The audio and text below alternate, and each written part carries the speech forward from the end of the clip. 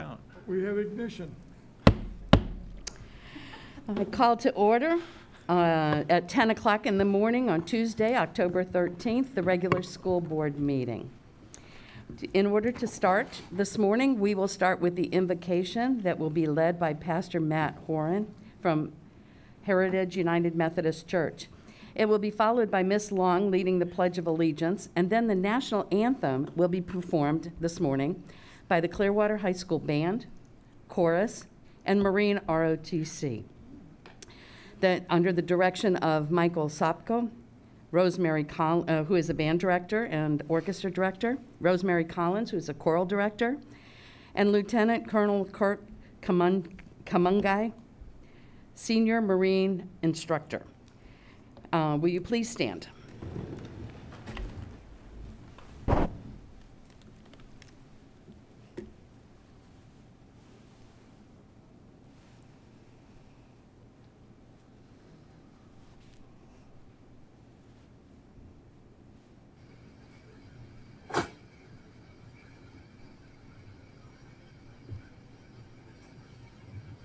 Pastor, if you go ahead and start with the invocation, please. Let's pray together. God of all faiths, we gather together for this work this morning because all of us together are better than any one of us by ourselves. So as the important work of our school board resumes today, we ask that you would be present, giving each of them the humility to be a good teammate to one another. Each person here knows that their work affects thousands of students, teachers, guidance counselors, social workers, principals, administrators, school resource officers, school staff members, and countless volunteers. For each one of them, there is a family affected, and for every school, a neighborhood affected. So as this important work resumes this morning, we ask that you would be present with us, giving each person here today the wisdom needed to lead them well. And while aware of these many thousands, each person here also knows the faces and names of individual students. They know the names of individual teachers, individual staff members, and individual administrators affected by their work. They know the names of the specific schools and the names of the specific neighborhoods around them. So as this important work resumes this morning, we ask that you would be present, giving each person here today the compassion needed to serve them well. God of every faith, we humbly ask that you lead and guide us now as we lead and guide those to whom we are called to serve. Amen. I pledge allegiance to the flag of the United States of America and to the republic for which it stands, one nation, under God, indivisible, with liberty and justice for all.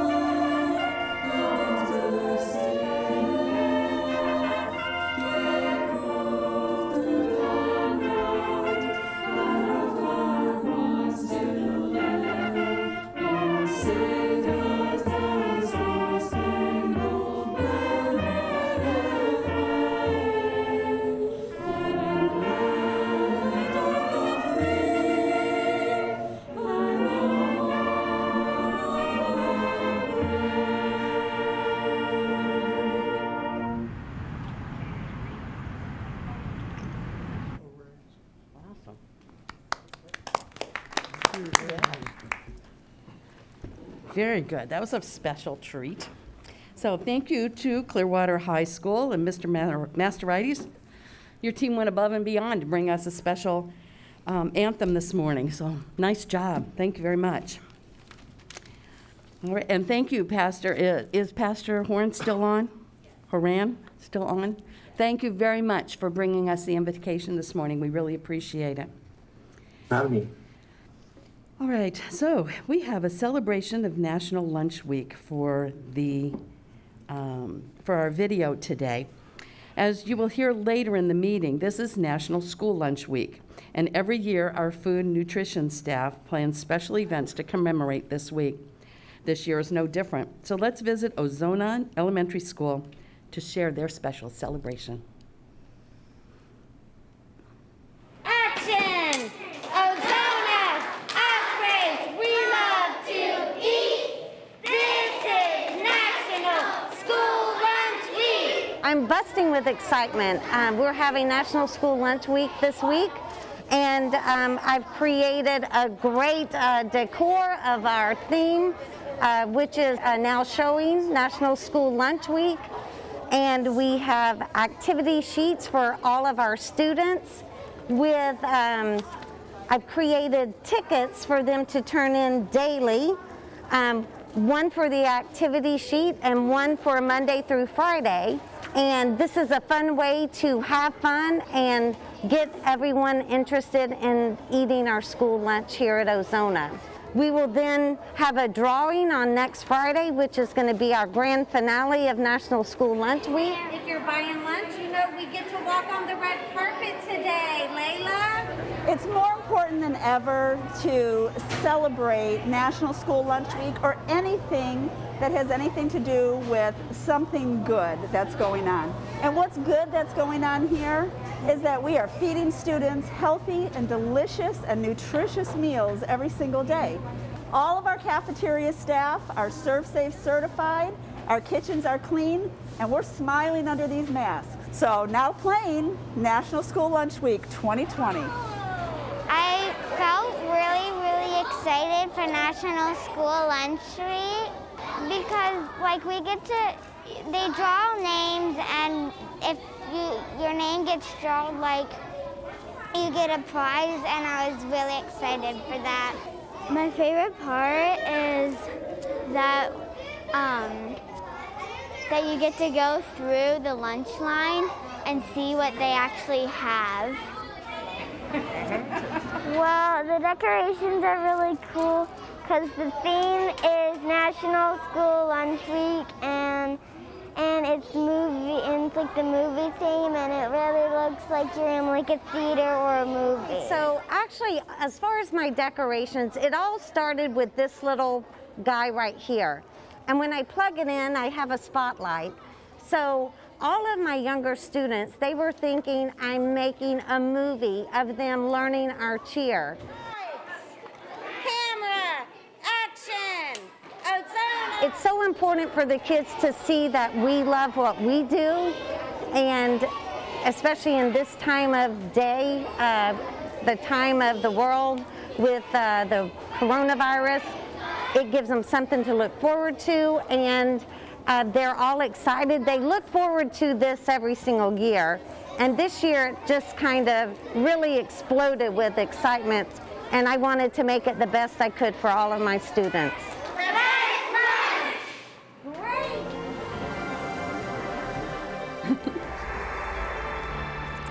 That's very exciting, and I'm sure a lot of other schools are doing similar things.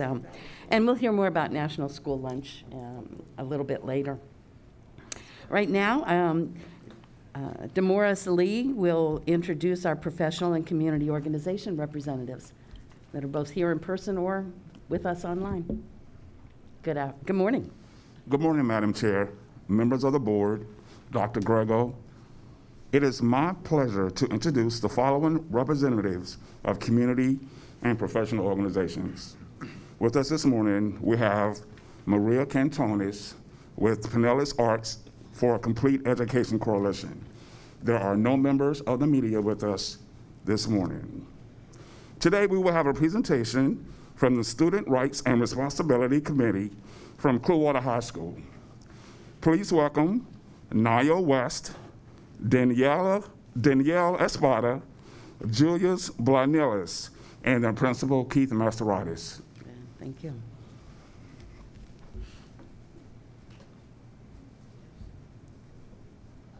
Hello, good morning. My name is Nia West. I'm a senior here at Clearwater High School, and I am senior class president, editor-in-chief of our yearbook, and I'm also on National Honor Society board.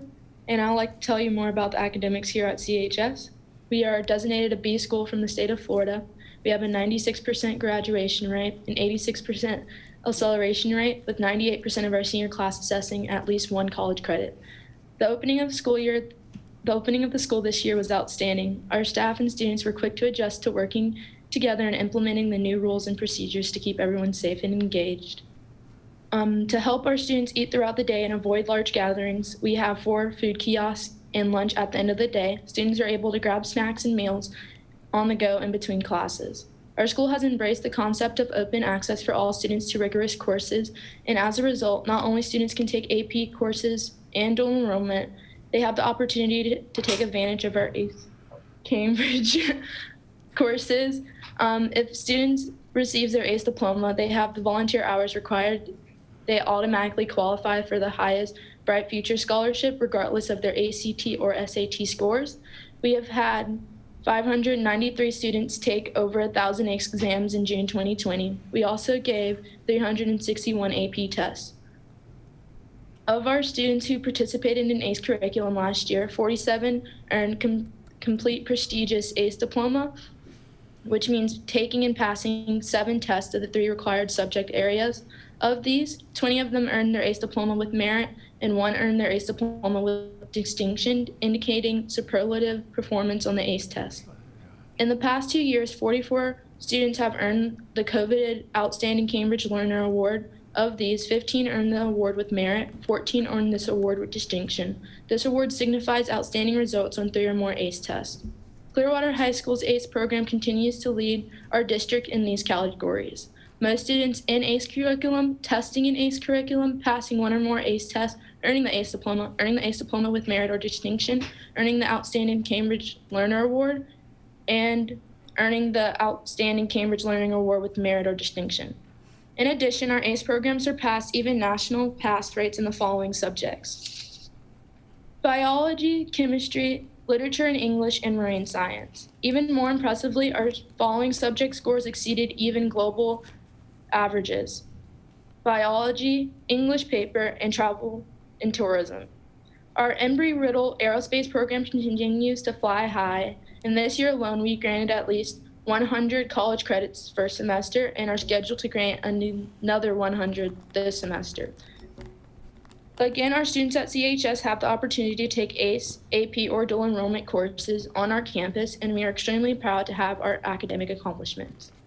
Thank you for opening the new College and Career Center at our school. It's a great resource for our students to learn more about post-high school opportunities, entrance criteria, and scholarships. We also want to thank you for having the district-wide grand opening at our school. It was a great event, and we enjoyed all the guests on our campus. Last year, just prior to moving online, our CHS Freedom Ambassadors and Student Leadership Council held the first annual Unity Walk. Every high school in our district was represented. They met Linda Blackman-Laurie, which was the youngest person to walk across the Edmund Pettus Bridge on Bloody Sunday. We walked from Clearwater Beach to Coachman Park and had a declaration from the mayor of Clearwater naming the day Pinellas County Students Unity Day. It was an incredible event, and thank you for allowing this to happen. And a special thank you to Dr. Vasquez and Mrs. Matway for assisting in our Unity Walk planning. And we hope to do it again this year. Also, just before moving online last year, our Civil Rights Ambassadors had their Civil Rights Tour, which is a student-led project-based learning opportunity, and they visited Atlanta, Birmingham, Selma, Memphis, and DC, and we were able to meet Martin Luther King Jr. III, Jesse Jackson, Pete Buttigieg, and Joe Biden, which I do have a photo with, and that's pretty cool, just to name a few. And now I'm going to pass it off to Danielle Espada.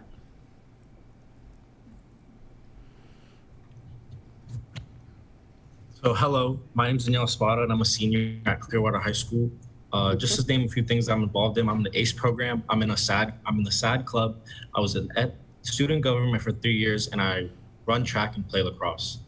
Starting off the school year, I was at my PCS and I switched back face-to-face early in the school year. I wanted more of an in-person feel and felt comfortable and safe returning to brick and mortar. I'm happy with my choice as I feel safe and very glad to be able to be on campus for my senior year. Saying that, I'd like to shout out Dr. Greger and Dr. Hires and everyone else who contributed to keeping kids safe throughout Pinellas County schools. Over 20 times, we have received the 5-Star School Award for parent and community involvement, showing that our community is truly invested in our schools. We have been named a National Career Academy Coalition Model School 10 times, and this fall, we presented our school in Philadelphia, Pennsylvania at the National Conference. I had the opportunity to go, and I must say it was an amazing experience. Our school has earned the International Center for Leadership and Education Model School designation 4 times in the last 7 years. There's only been 2 schools in Pinellas to receive this distinction, and we're the only one to receive it more than once. Last summer, we had the opportunity to present at the Model Schools Conference in Orlando, but unfortunately, the conference was canceled. All of our academies were designated Academies of Distinction by the Career Education Board through the Pinellas County Education Foundation. 3 times, the Washington Post has rated Clearwater High School the most challenging or rigorous high school in Pinellas County. This is based upon the number of students taking accelerated courses and the number of accelerated courses being offered at Clearwater High School. CHS was ranked 13th in the state and 1st in Pinellas County. Last year, 3 College Board Opportunity Scholarships were awarded to CHS students, totaling $2,500, which is the most in the district. Last year, 5 of our students received Clearwater for Youth Scholarships awards totaling $15,000. Last year, the year before last, we had 5 perfect state end of course examination scores. 4 of our students did a great job representing Clearwater High School in our district at the Grad Nation Tampa Bay Community Summit in Tampa. This annual event brings together students, faculty, community members from Pinellas County and Pinellas and Hillsborough counties to help raise the graduation rate and close the achievement gaps in our public schools. We hope to go again this year. Thank you for allowing 8 of our students to be recognized at the Maria Edmonds Hispanic Achievement Awards at Ruth Eckerd Hall. We are also very proud that our Marine Corps JROTC presented the colors. CHS student Jeffrey Neva had the opportunity to sing You Raise Me Up, and my sister Danielisa Spada gave a speech.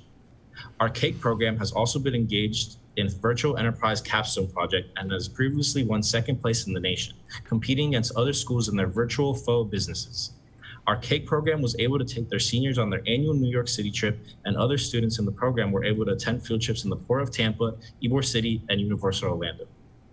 Last year, we had over 1,000 industry certifications awarded in over 30 areas that would include the Microsoft Bundle, Lifeguarding, Adobe, Apple, SafeStaff, Electronic Systems, and Unmanned Aircraft, just to name a few. Our ELP has begun in all subject areas, and students and teachers are meeting during lunch and at the end of the day and after school. Normally, our Freedom Ambassadors coordinate a school-wide expectations day with students rotating between their classes, our stadium, and the auditorium. This year, our Freedom Ambassadors created a video and Kahoot quiz to share important information and expectations with all students in a virtual manner that kept us from requiring large gatherings. The entire project took 2 weeks to put together and was a huge success. Clubs like Live Free Club, GSA, and Save Club, and others are already up and running and meeting virtually as they adjust to meeting differently. It is obvious that our programs continue to excel, and thank you for your continued support. We are extremely proud of our amazing extracurricular opportunities, and thank you for giving us the opportunity to share. Now I'd like to hand it off to Clearwater's finest cross-country and track star, Julius.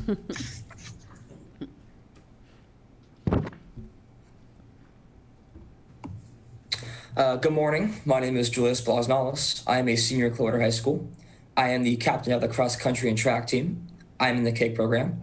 I was also in JROTC for 3 years, and I have won multiple academic and athletic achievements. Now let me tell you a little bit about our athletic program and their achievements in the past year. All of our sport teams have a combined GPA of 3.206, and 16 out of 22 sports teams had a 3.0 GPA or higher, and even 18 seniors were designated scholar athletes, obtaining a 4.0 GPA or higher. Thank you for bringing lacrosse to our district and our school. We were humbled that you allowed us to be one of the first schools in the district to have the opportunity, and we are proud to say it's going very well. Our boys lacrosse team made history last spring by beating Land O'Lakes High School 12-3 for their first win ever, and our girls team defeated CCC High School. Over the last 4 years, CHS has attained 7 district championships and 5 regional quarterfinal appearances. Varsity boys football won the Mayor's Centennial Cup versus Countryside High School and competed in the regional playoffs. Varsity volleyball qualified for the regional quarterfinals. Varsity girls cross country qualified for the regional quarterfinals. Nye Julius Plasnals had the opportunity to qualify at the regional cross country meet and got to run at Holly Park. Lauren Lopez qualified for the state meet in cross country, racing at the Appalachia Regional Park and finishing 45th out of over 200 runners in her classification. Varsity swimming had 12 regional qualifiers and 1 state qualifier. This year, Drew Johnson set a PCAC record for the 53 during the PCAC championships, and our team received 24 total medals. Varsity girls basketball was PCAC champions and competed in regional playoffs. Varsity girls basketball was district runner-ups. Varsity boys basketball was district champions and regional runner-ups. Varsity boys soccer was also district runner-ups. 2 wrestlers, Stephen Atkinson and James Bartles, qualified at districts to advance to regionals. Our students truly have a passion for our sports programs, and we appreciate your continued support and willingness to provide our schools these incredible opportunities. Some other facts that have happened in the school year include our Marine Corps JRTC program, continuing to represent us very well at numerous events throughout the district and state. For example, they were able to present the colors at a raised baseball game, competed and did well at the national level.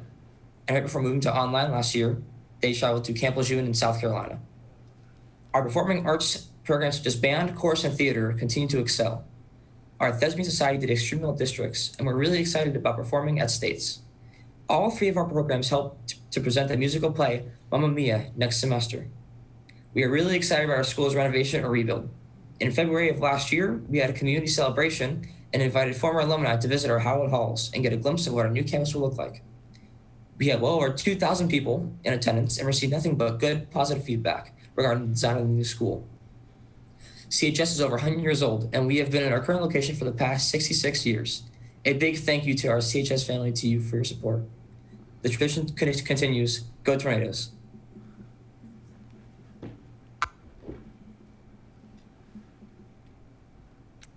Is that each of the students? Yes. All righty. All of this is happening under the leadership of Mr. Keith Masterides. I think he will be with us a little bit later via Zoom as well. We've had the opportunity to showcase several of the talented students, and we thank all of you from SR&R for sharing the excitement and the outstanding things that are going on at Clearwater High. And Mr. Masterides, I'm sure, is very, very proud of each and every one of the students that they have had today. Are you saying he's on? Okay.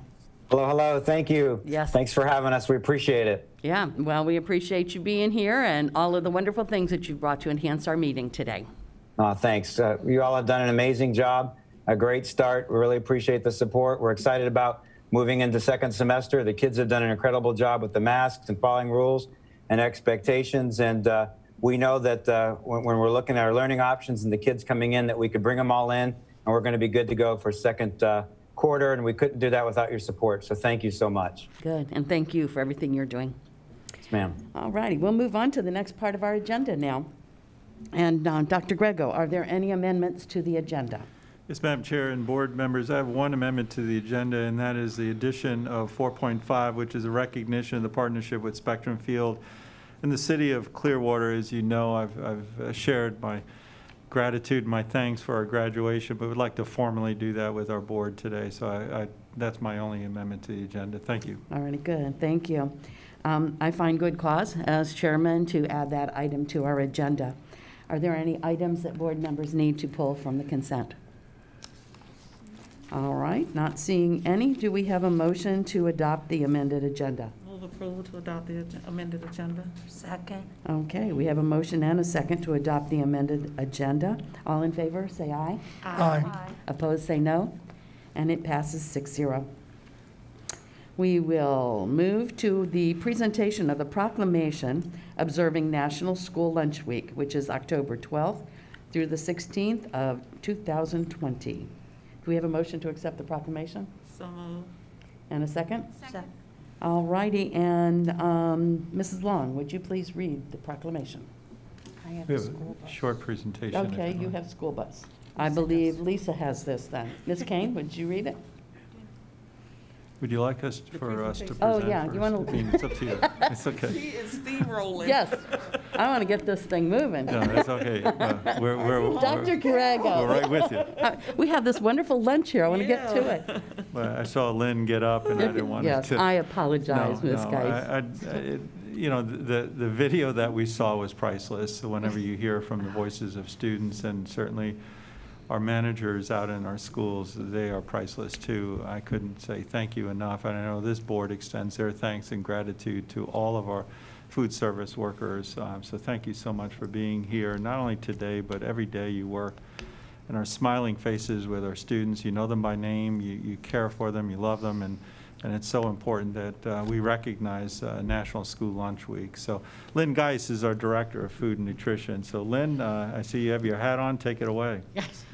Welcome. Showtime. I did promise next time I was here, I would wear the hat. Thank you very much, Madam Chair, board members, Dr. Grego, and staff. Protecting the health and well-being of our children is our prime directive of all the child nutrition programs. This year especially, we see the need. We see the importance of having our healthy meals at school. The school theme this year, Now Playing School Lunch, Your Ticket to Good Nutrition, shines the spotlight on our program and the importance of healthy, fresh foods in student success. We all know you cannot teach a hungry child. The star of our show, of course, is lunch, with supporting roles by breakfast, after-school snack program, and dinner.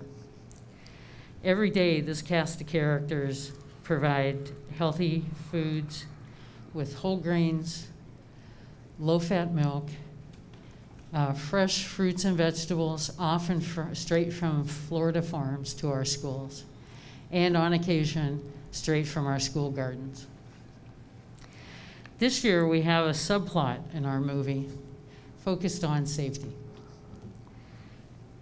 Something that we have always embraced as a profession is food safety.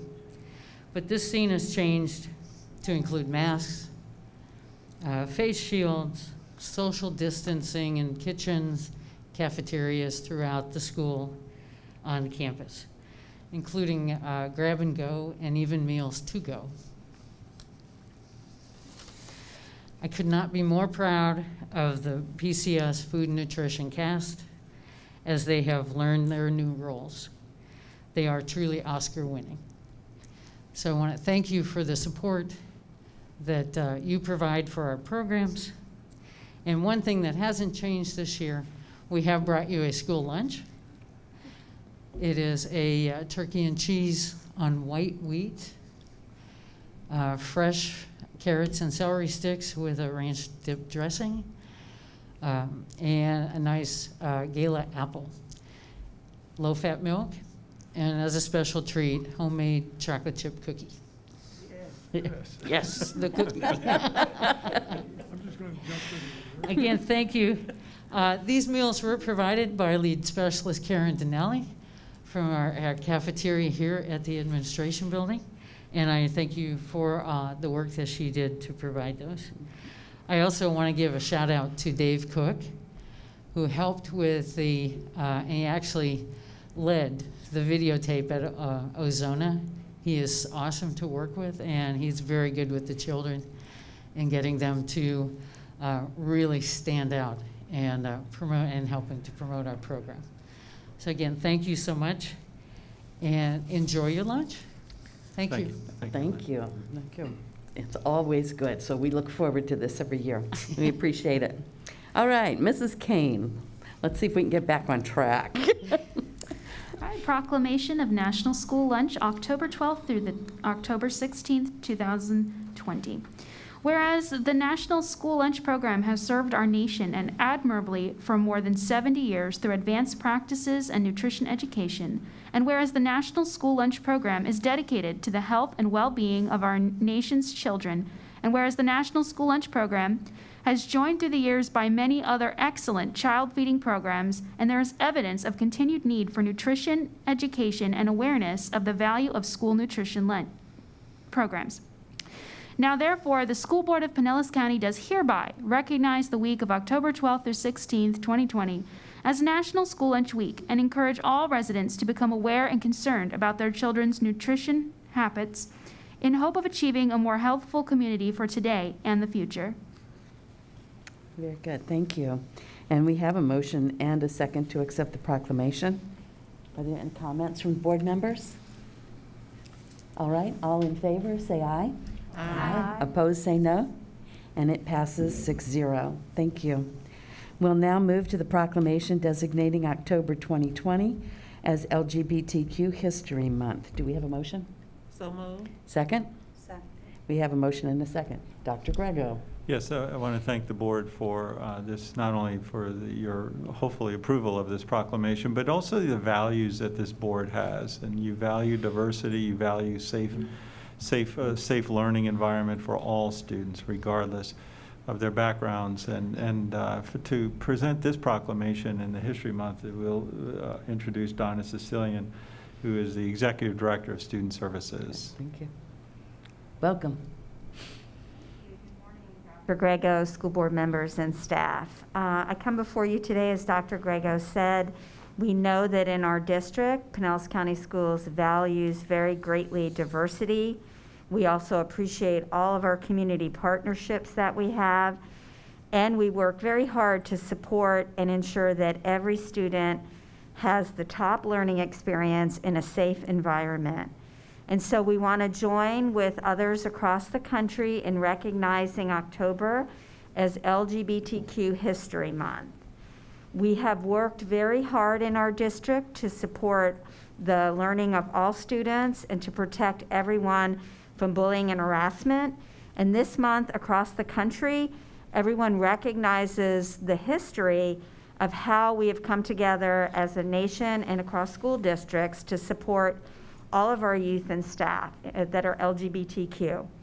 So I was happy to hear the students from Clearwater mention their GSAs. There are special activities going on this month across the district. And we really want to take a moment also to thank our partners at Community Tampa Bay and Equality Florida for the work that they do in ensuring that we have resources, knowledge, and staff to work with all of our students and to ensure that everyone is recognized, appreciated, safe, and learning. So thank you for taking time to recognize LGBTQ History Month in October. Good, thank you. And Dr. Carr, would you please read the proclamation? LGBTQ History Month, October 2020. Whereas LGBTQ History Month was created in 1994 by a high school teacher in Missouri named Rodney Wilson, and whereas LGBTQ History Month reminds our community of the lasting contributions LGBTQ people have made to strengthen our society. And whereas this month we recognize our commitment to the struggle for equal rights for LGBTQ students and educators. And whereas all LGBTQ students and educators should be encouraged and supported to live an affirmative life with dignity and respect. And whereas Pinellas County Schools will continue to educate, support, and provide resources to promote a safe learning environment for LGBTQ students and educators. And whereas all students and educators have the right to attend school in a safe and inclusive environment, free from harassment or discrimination, where they can reach their full potential. Now, therefore, we, the Pinellas County School Board, do hereby proclaim October 2020 as LGBTQ History Month. Very good, thank you. We have a motion and a second to accept the proclamation. Are there any comments from board members? All right, then all in favor say aye. Aye. Opposed say no. And it passes 6-0. Thank you. Thank you. And our next presentation is a proclamation recognizing National School Bus Safety Week for October 19th through the 23rd, 2020. Dr. Gray, do we have a motion? So moved. Second. We have a motion and a second. Dr. Grego. Yes, thank you, Madam Chair, and for this presentation.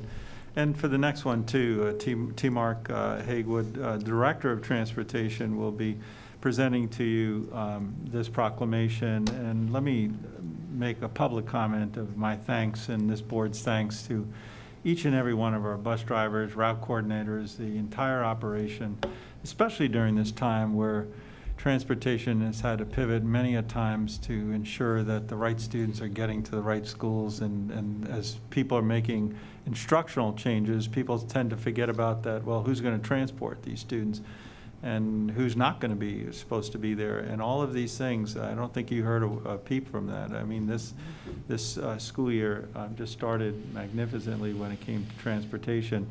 And now as we're going into the second quarter, let it be known that the route coordinators and drivers are working very hard to ensure, again, the students get to our schools. So, T. Mark, thank you so much for your leadership. Thank you, Dr. Grego, Madam Chair, board members, and staff.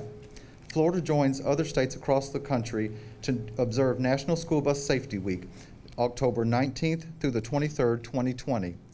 The national theme this year is Red Lights Mean Stop. In a normal year, our school bus drivers drive about 9 million miles and transport about 33,000 students in Pinellas County. We also normally do about 3,000 extracurricular and sports trips. Of course, this year is not quite normal yet, but we're working on that. But safety is always important. The school bus is considered the most safe mode of transportation to and from school. Bus safety is a critical component of our overall transportation plan, and we are proud to celebrate National School Bus Safety Week in an effort to share school bus safety with the public and schools. Please join the 15,000 school bus operators on the roads of Florida to observe National School Bus Safety Week. Very good. Thank you. We have a motion and a second for to accept the proclamation for the National School Bus Safety Week. Is there any discussion? Mr. Dudley. Thank you, Madam Chair. Just before we vote, I just wanted to say that as the chair of the MPO Transportation and Safety Committee for the county, and Ms. Cook and I are both on that committee, and I just it's so hard to fathom at this day and age when a school bus stops and the arm comes out, how people run those, those indicators. I mean, if to get a driver's license, you have to acknowledge the fact that those arms, when they come out, you are supposed to stop. And it is unbelievable the number of people who ignore those, and it's equally, and I was astonished when the report was given to us at our meeting several months ago, the number of people who run it not only on that side of the bus, but on the other side where the kids get off. Right. And it's a wonder that we don't have more fatalities than we do. It is incumbent upon each person in the driving public to pay attention and acknowledge when that arm comes out, it means stop. Mm-hmm. And the law says that on a divided highway, you do not have to stop. On a divided road that has a median down, you do not have to. But if you're on the side of the road, I'm coming the opposite direction. If you're on the side of the road where that bus stops and the arm comes out, you are required to stop. And trying to get through with it, hitting a child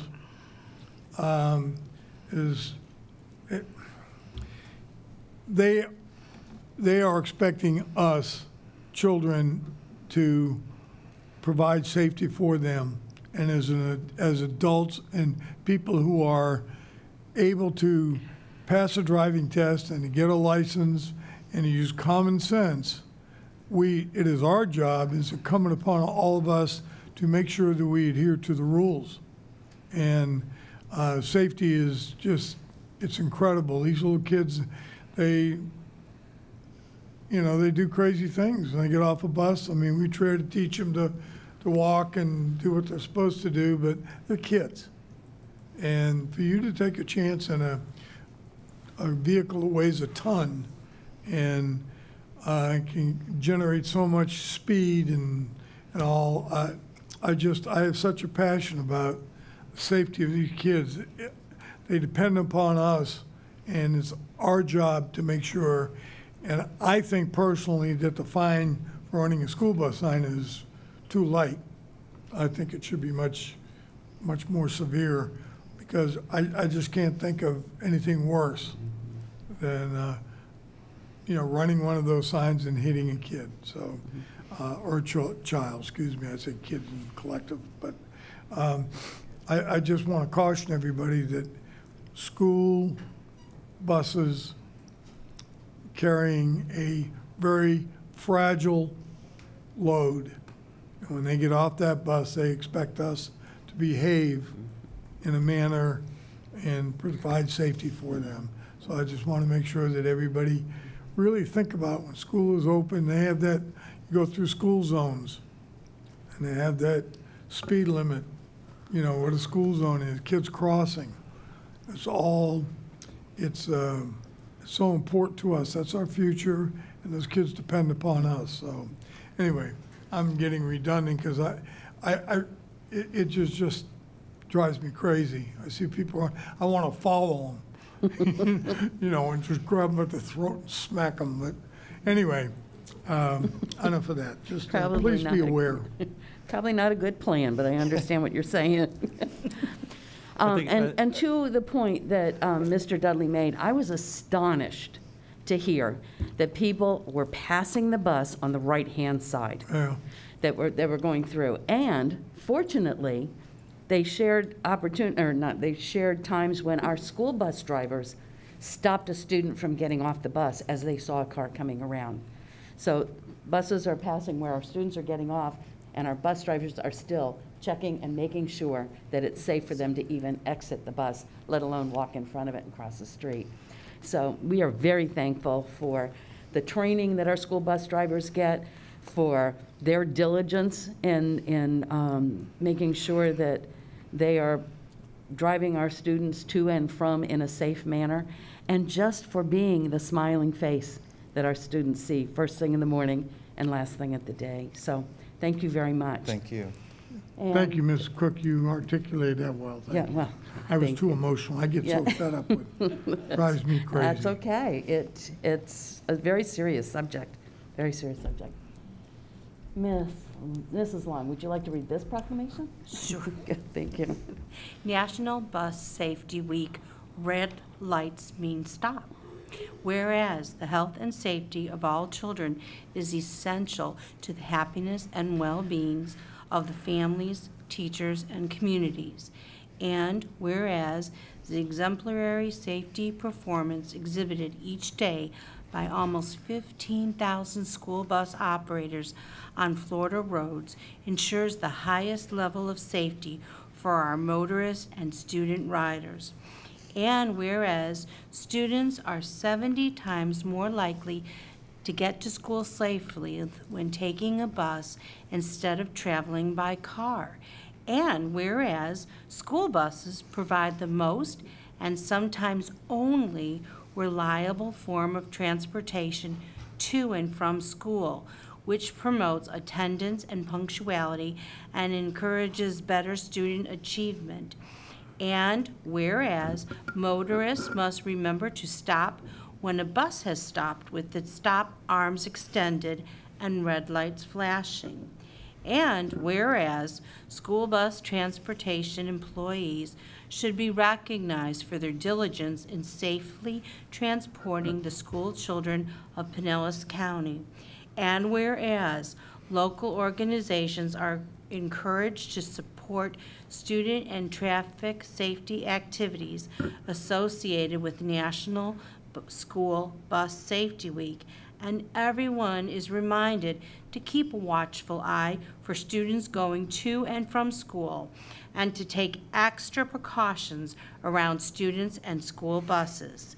Now, therefore, we, the Pinellas County School Board, do hereby recognize National School Bus Safety Week during the week of October 19th through the 23rd, 2020. Thank you. All right, we have a motion and a second to adopt the proclamation. Is there any other discussion? All right, all in favor, say aye. Aye. Opposed? Oh, that passes unanimously already. I'm not even going to ask for opposed. Very good, thank you. And we now move on to the next subject, which is also kind of along those same lines. It's the recognition of school bus drivers and safe driving records. Dr. Grego. Yeah, thank you, Madam Chair, and to this board. Maybe I'll add one thing to Mr. Dudley's comments, also to remind the general public that it's no longer the restrictions of using cell phones in school zones do now exist, and so pay attention to when you're in the school zone and get off your phone, especially as you're picking up children and others, because those little folks are sometimes not as high as some of the bumpers we see when older students are there. So thank you very much for your comments about safety. And if you think about safety, if you look at this list, it's so impressive of over 68 drivers without one incident over 10 years and 9 in 20 years. And if you think about your own driving, other than driving a huge school bus with children in it, that's remarkable. So I'd like to present these drivers to this board. Yes, sir. Thank you, Dr. Grego. As Dr. Grego mentioned, we have 68 school bus drivers that have over 10 years of safe driving. And we also take the attendance into account when we do our safe driving.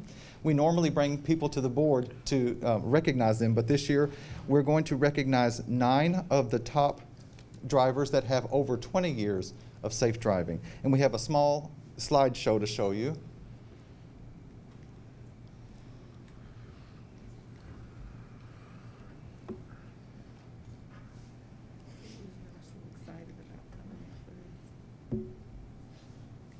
Well, I think I got ahead. Let me go back a little bit here.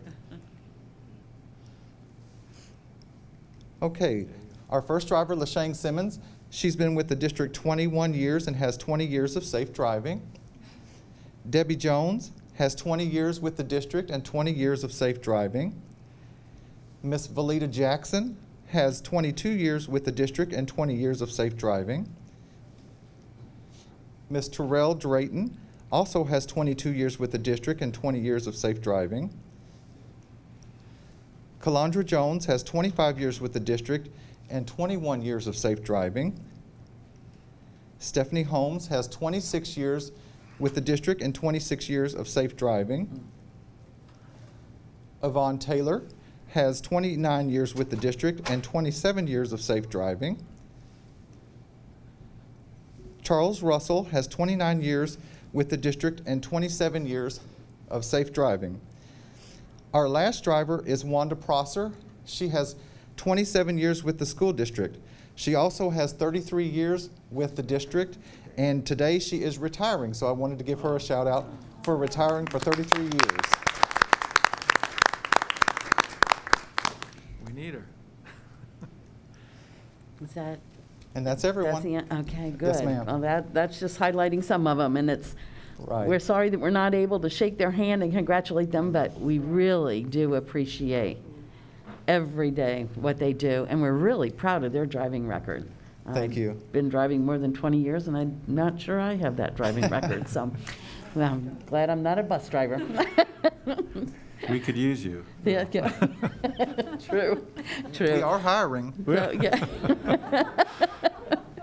Well, thank you very much, but I think I'll decline. All righty. Thank you, T. Mark. Our next is the recognition of partnerships with Spectrum Field and the City of Clearwater for supporting the class of 2020 in their graduating ceremonies for Pinellas County Schools. Yeah. Madam Chair and the school board, you know how special our graduation ceremonies were, given the conditions that we had. And I've said this before when I called Doug Kemp, who's the general manager of Spectrum Field. It was without hesitation that he said to me, Mike, well, how can we help you in the district? And my heart goes out to the seniors this year and how we can make this a special day no matter what can happen. And I just want to thank all of our business partners, all of our community members for trying to ensure that our students and our community come together and really celebrate. And that's what this was. It was a display, a demonstration of how when we work together, we can accomplish anything that we set our minds to. So Mr. Henrik and Dr. Vasquez, I know were key players in this, and so was Keith Masterides, is very timely, because that was his, what we'll call home field, because it's baseball, but it was his home field. They've been graduating there for some time now. And so he was instrumental, along with our staff and all. I couldn't be more proud to work with a group of innovators as we performed with our graduations. Mr. Hendrick? Thank you, Dr. Grego. I think Mrs. Cook just said it best. We'd like to shake hands and thank formally our partners that have helped us so much over the last 6 months in so many different ways. And one of the ways was to keep that graduation ceremony in some sense of normalcy for our seniors. So I'm going to introduce Dr. Vasquez, and you heard from Mr. Masterides and his students, also Lori Matway. Those are the two folks who have built all this together to introduce our special guest today that we want to thank. Dr. Vasquez?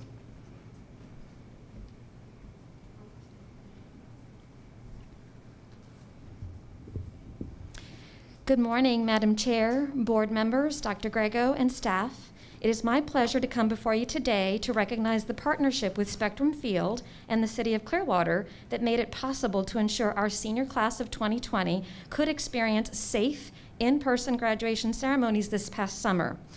So on behalf of the students, families, and staff of Pinellas County Schools, the Pinellas County School Board would like to thank Doug Kemp, General Manager of Spectrum Field, and Chris Koch, Senior Manager of Special Events and Athletics, City of Clearwater, for their extraordinary contributions to the success of our Class of 2020 graduation ceremonies.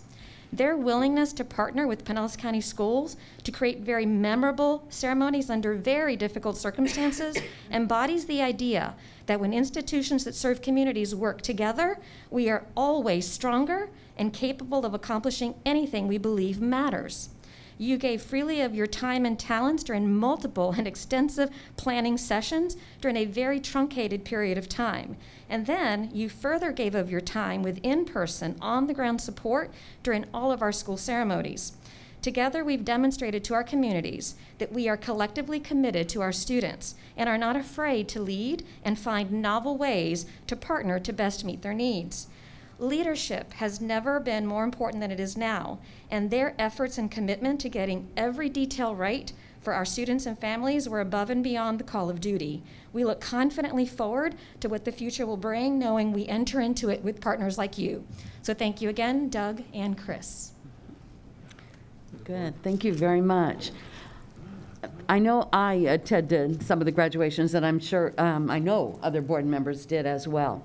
And the level of customer service that you went through to make sure that our students had the best possible graduation was amazing and truly appreciated.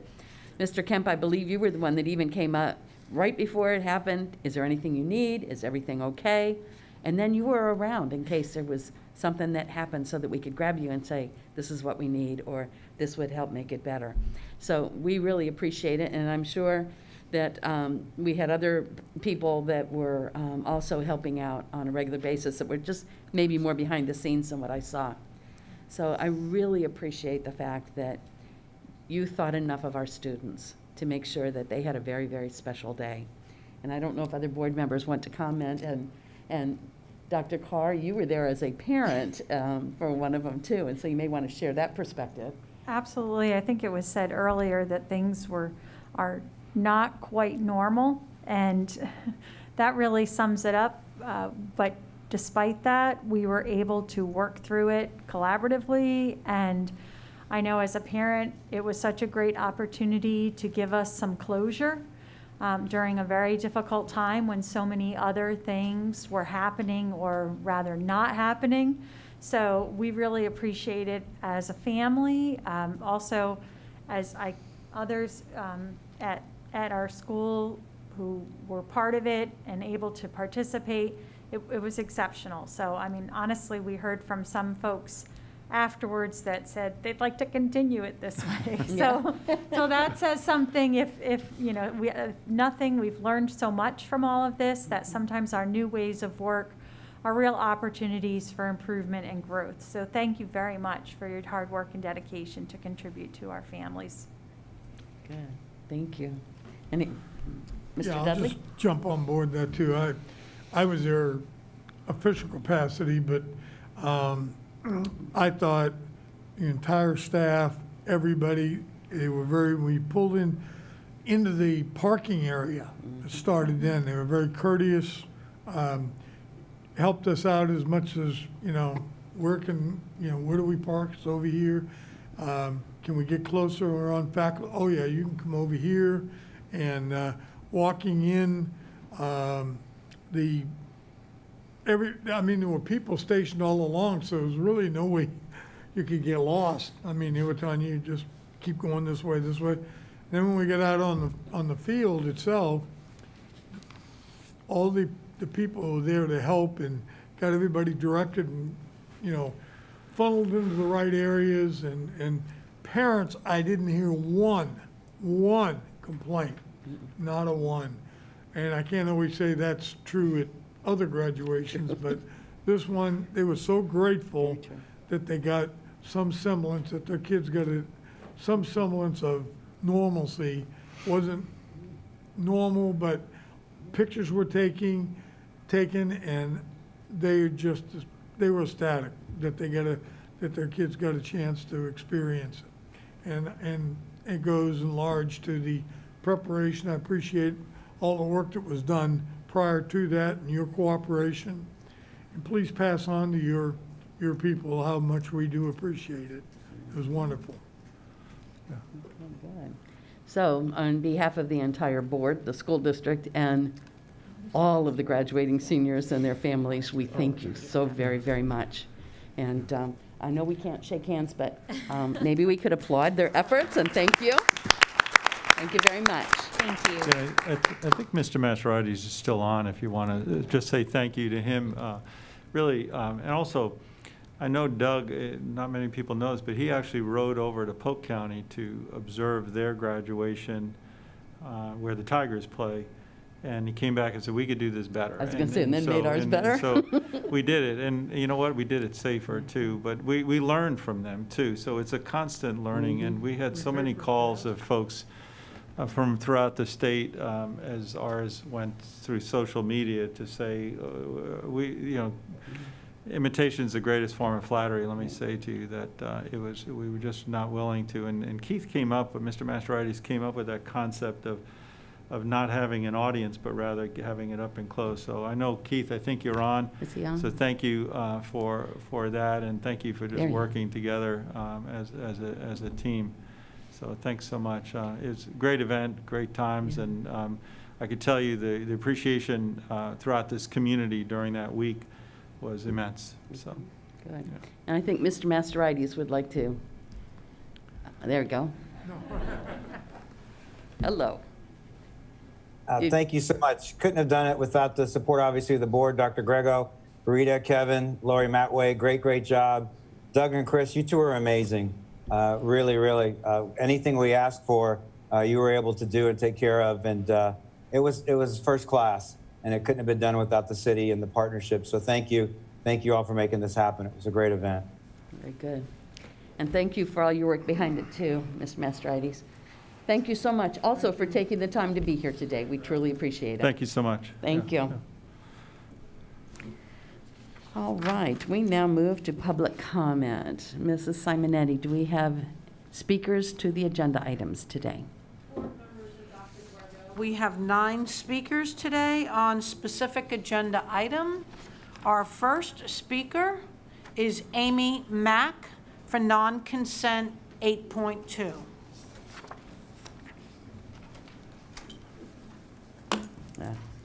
Okay. Good morning. My name is Amy Mack. This is my 7th year with kids in Pinellas County School System and my first time speaking at a school board meeting. I'm using vacation hours from work today to discuss the school mask emergency ruling that is Ms. set. Mack, I'm sorry if I can interrupt you for a moment, please. Our rule is that you need to have your face covering on while you're speaking. Thank you. Can you hear me okay then? Yes. Yes. Okay. And you can adjust the microphone if you need to as well. Thank you. Okay.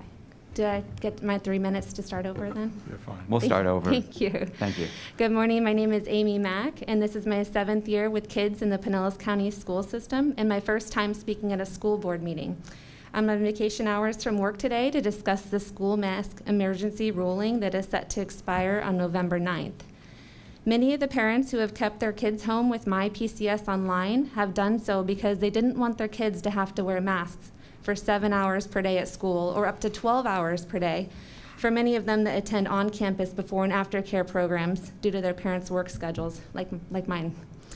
I'm here to represent the parents who work full-time, like myself and my husband, who weren't able to choose online MyPS due to our work constraints.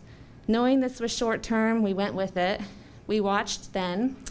As schools have reopened without spikes in COVID cases, we watched as data has come together to show that children do not play a role in the spread of the illness.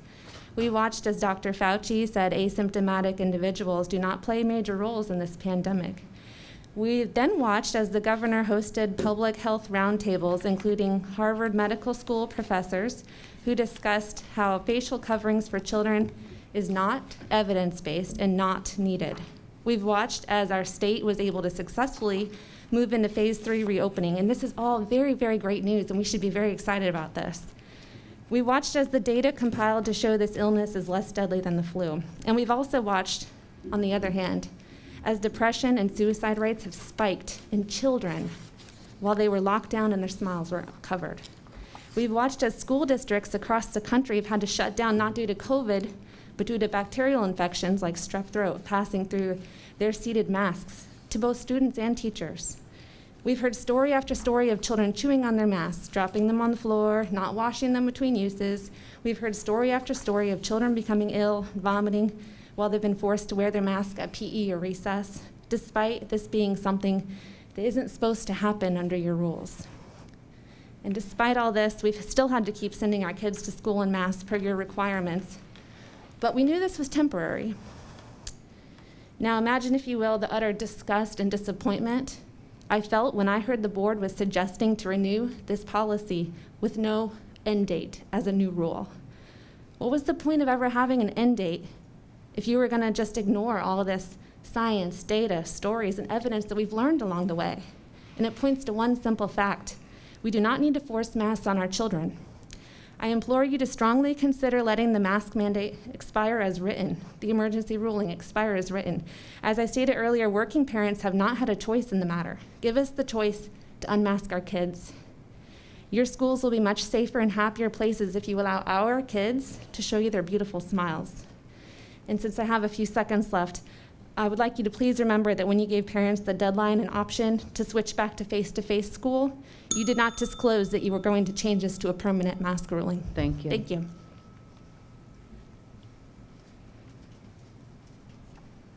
Our next speaker is Michael Mack for non-consent 8.2. Good morning. Hey, good morning. Hello, my name is Michael Mack. I, too, have great news for everyone. You should no longer be frightened by COVID-19. The flu is as or more deadly than COVID-19 based on the CDC and WHO's own numbers. I have my MBA in Advanced Finance and my CRC and CTP certifications, and I've been doing analysis such as this for the past 15 years in banking. I did this analysis prior to the WHO just announcing 10% of the world population have been infected. That's 780 million people, which supports the studies used to calculate the 24 times undetected cases in the study that I sent all of you, and is in line with the COVID's R0 and asymptomatic rate. The sources used for this analysis is from the CDC, WHO, and the Journal of the American Medical Association. All right, here's the study. For ages 0 to 18 in the US, total COVID deaths from February 2020 to current, as reported by the CDC, was only 119. 119 too many, but 119. The total flu's death for the 2017-2018 season was 643. Total COVID cases using the JAMA study that I mentioned earlier, and later confirmed by the WHO, ranges from 3.2 to 13 million for ages 0 to 18. This results in a COVID death rate for ages 0 to 18 at 0.003% to 0.00091%, compared to the flu's death rate during the 2017-2018 season at 0.01% for the same age group. This means that for ages 0 to 18 in the US, the flu is anywhere from 2.7 times to 11 times more deadly than COVID-19. I also did this analysis on all ages, and I sent that to you guys as well, which also shows that the flu is as or more deadly than COVID. And so at this point, given this information, there is absolutely 100% no reason to wear a mask or for any other COVID-19 mandates, unless you want these mandates in place for no reason or for your own political reasons. There is no mass debate at this point, whether they are effective or not effective, whether it's healthy or not healthy, whether it causes emotional harm or does not cause emotional harm. There is no mask debate when there is no need to wear a mask. Stop all COVID-19 mandates now. There's absolutely no reason for them, per your own government numbers. Please contact me if you have any questions about the information I provided. I will be happy to walk you through this, as this must be news to you. Thank you. Thank you.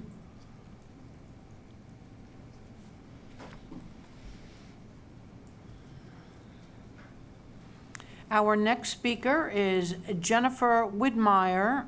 She will speak to non-consent 8.2. Good morning. Good morning, Board. Thank you for having public comment today. Appreciate that. I will be addressing issue item number 8.2, the mask ruling that you are proposing today to go from emergency ruling into permanent ruling for the Pinellas County Schools. I'd like to start off with Proverbs 12:15. Fools think their own way is right, but the wise listen to others.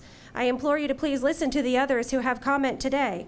Why does the board think it is acceptable to create a ruling for the long term based on such a short-term picture? So much science is changing each day as the virus plays out, and we are learning as we go.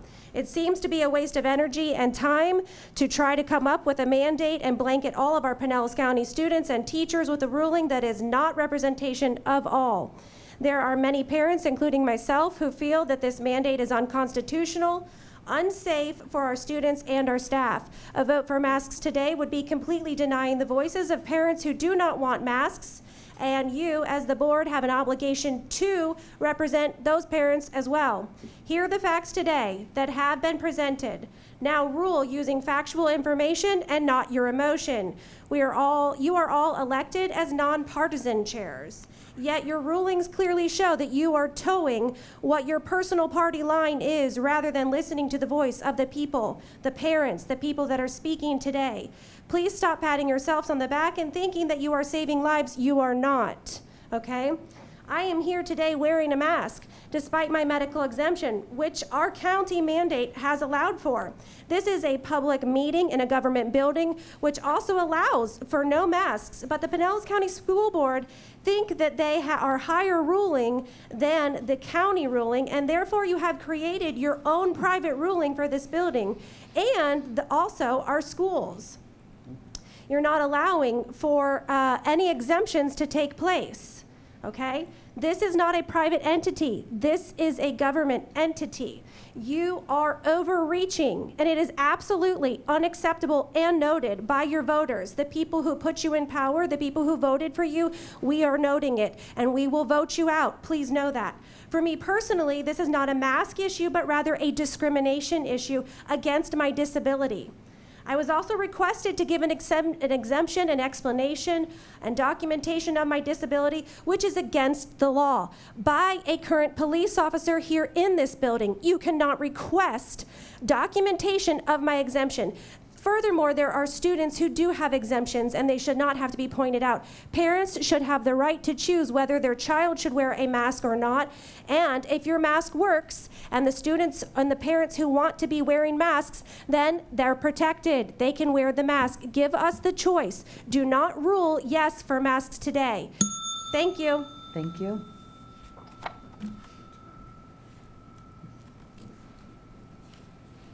Our next speaker this morning is Jessie Komoniewski. She will speak to non-consent 8.2. Good morning. Good morning. My name is Jessie Komoniewski. I'm here to discuss Agenda 8.2 this morning and to urge the board to make face masks a parent's choice. I'm a parent of a senior in Pinellas County Schools and a third grader at a private school in Pinellas County, who unfortunately is following Pinellas County school guidelines.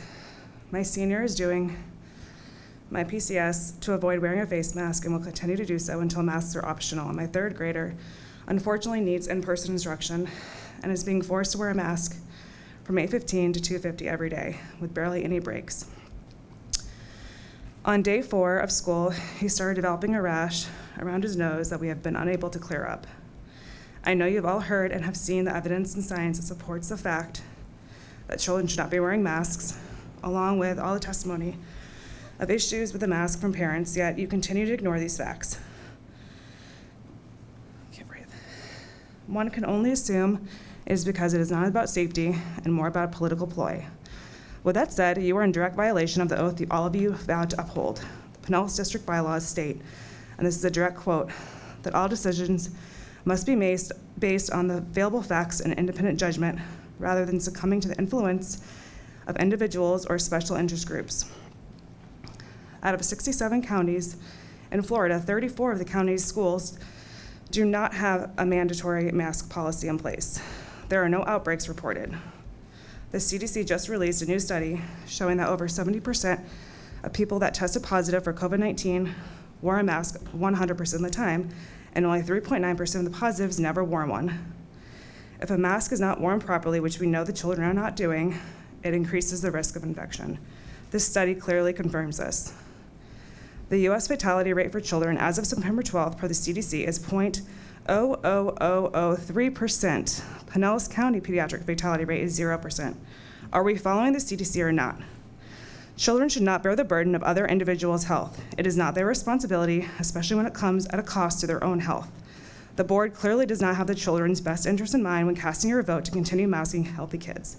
There is no evidence or studies done that can guarantee there are no long-term side effects, and in fact, there are studies that have shown that oxygen deprivation causes permanent neurological damage.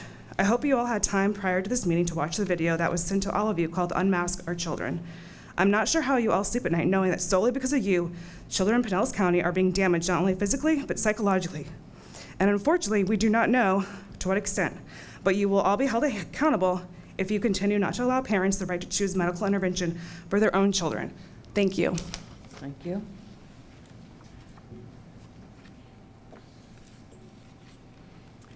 Our next speaker is Christy Condren. She will speak to non-consent 8.2.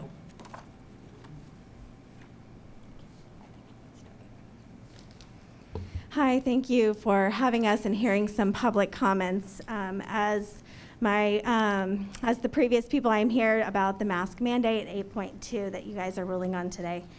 I'm here on behalf of a lot of parents who have written and spoken out specific stories here in Pinellas County of their personal experiences and stories with their own children here in the county. And I wanted to share one story in particular with you guys. And it says, well, the day came that we knew was going to happen. My son suffers from allergies and asthma, and we sent him to school today with symptoms of his typical allergies. He struggled with his mask on today, so the school sent him home. The kicker is that the school sent him home saying that he has symptoms of COVID and that he's not allowed to return to school until he quarantines, gets a negative COVID test, or sends in a signed note from his doctor stating these symptoms are specifically from allergies. No one knows my child's allergy symptoms better than I do. I am his parent. The CDC website states that if a person suffers from allergies or seasonal issues, it is up to the parent's judgment whether or not to send them to school. Pinellas County Schools is not allowing parents to make the best decision for their student.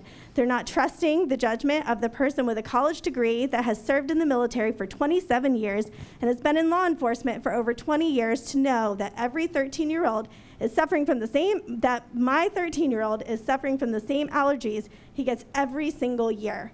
And this is one of countless stories in Pinellas County where these issues are going on. And parents know their kids better than any of you guys here know their kids. They know their struggles, they know their disabilities, and they have rights, and the rights are up to the parents, not up to you guys standing here. are sitting here. This is an overreach, and what you're attempting here is completely astonishing and disgusting. I've never spoken at one of these meetings before, and yet I'm so moved by the overreach here that is why I'm here today. The science and the reports from the CDC do not back up these regulations, and your job is to protect the least, and particularly all the children are the least, but particularly the children with disabilities, who I have a child with disabilities, and this would be a problem for him, and he is home with me. So that's why I'm here today, and thank you. Please vote no to this mask regulation that you guys have on the agenda today. Thank you. Good, thank you.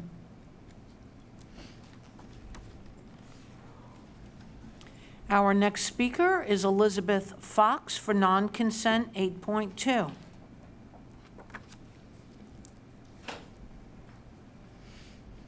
Good morning. Good morning. My name is Elizabeth Fox. Thank you for listening to us today. I think it's very important that people get out and share their beliefs with those that are tasked to making the decisions for our children, and in my case, my grandchildren. I'd like to start with a few statistics. I know you've heard them, but it doesn't hurt to hear them again. The survival rates for COVID, if you're in the age groups of 0 to 19, is 99.997%. That is just shy of 100% survival. And it jumps from, for the age group of 20 to 49, it's 99.98, 50 to 69 age group, 99.5, 70 plus, 94.6% survival rate. That means this is not the deadly plague that we've been led to believe. I have to ask you, who are you trying to protect? If you're trying to protect the children, I don't think it's necessary. I think they're okay. If you're trying to protect the teachers, how many teachers do you have in the 70 plus age group? They're the ones most at risk, which is still very, very low. So there's also this study that came out where 85% of the study group always or often wore a mask, and yet they still contracted COVID. That's a pretty good indication that the masks don't work. So what are we doing to the children? What risk is it? Who are we trying to protect? What science are you following? I guess that's the question I have. Are you following the science from the CDC? Because that's where these statistics just came from. They're there. If you look at them, you can see them, and you can see that this is not a necessary thing. And why would we have no end date? Why would we make this permanent? All of this has gotten so out of hand. It was supposed to be 15 days to slow the spread. Now we're talking about indefinitely requiring children to wear masks in school. It doesn't work for the teachers. It doesn't work for the children. My granddaughter was sent home for 10 days because somebody in her classroom tested positive for COVID. I got to see firsthand how the online learning works. And let me tell you, it doesn't. She couldn't keep up with the teacher. The poor teacher was going back and forth, trying to help her and the other students that were online. It was chaos. So what are we trying to do here? I think it's time we get back to normal for these kids. They deserve that. They're children. Let's give them their childhood back. Let's promote good health, fresh air, sunlight, vitamin D. We know vitamin D, vitamin A helps prevent COVID. Instead of a mask, which is proven not to be effective, let's promote things that are, like the good health and the sunshine and the exercise and healthy food. And don't forget, we take risks every day we walk out our door. If these risks are so great, we should not get in our cars. Thank you. Thank you very much.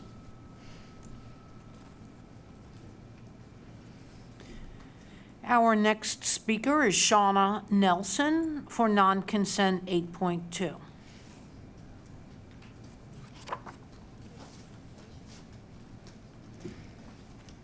Hello and good morning. Thank you very much for hearing all of us speak today, and specifically for giving me the opportunity to speak.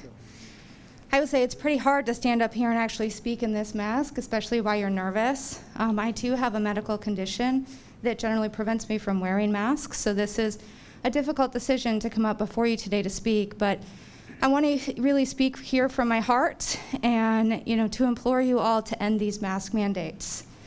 I'm going to come from the area of a personal story about my child and about my family, as I hope some of you have already heard through the Unmasked video.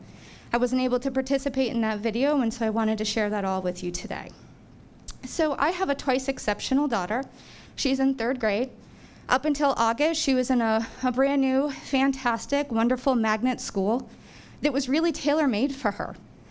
Our first year at this new school, it was quite an opportunity for us to uncover she was twice exceptional and not just gifted. It was really a difficult time for our whole family.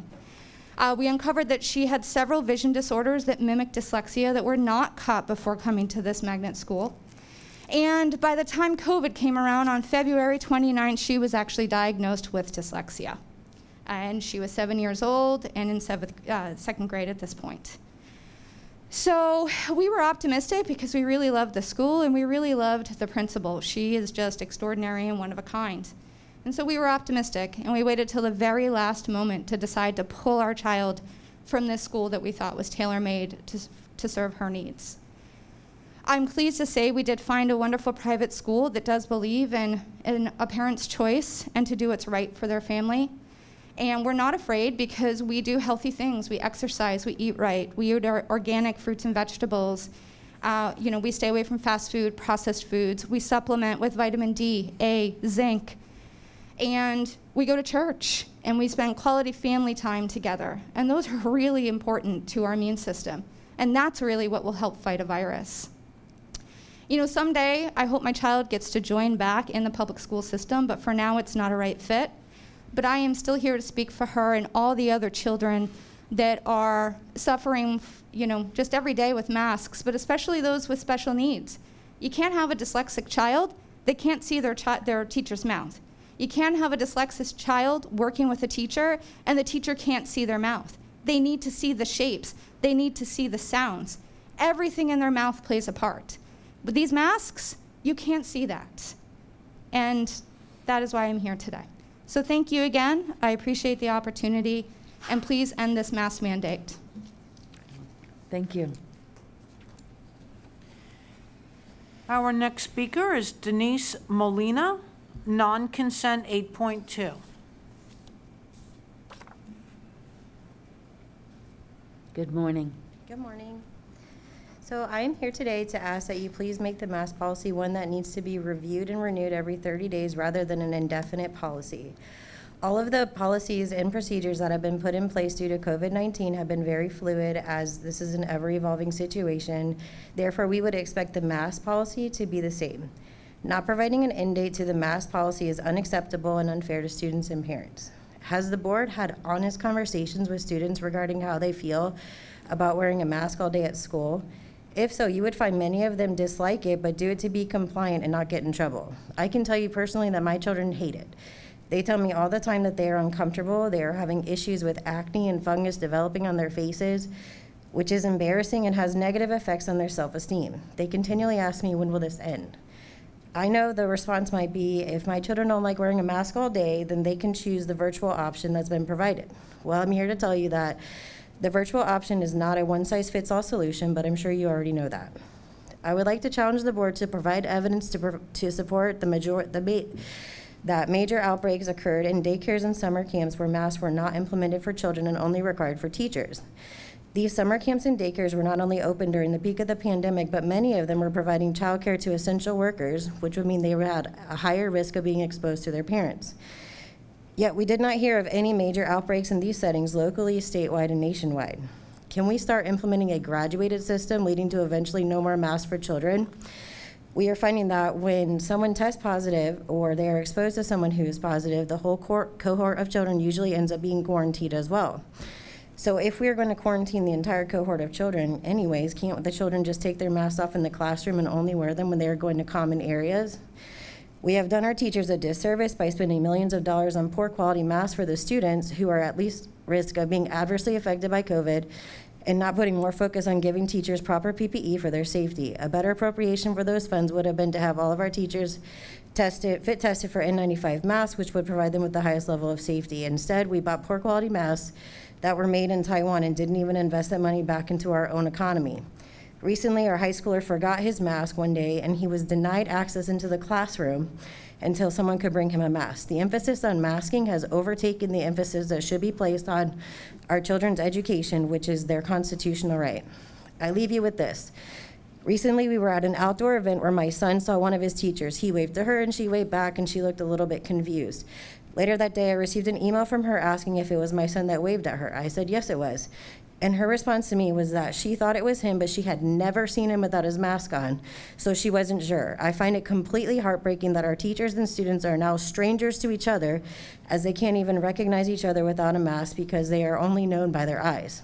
Please continue to give the mask policy an expiration date and review it every 30 days. Thank you. Thank you. Our final speaker for specific agenda items today is Andrea Adams for non-consent 8.2. Good morning. Good morning.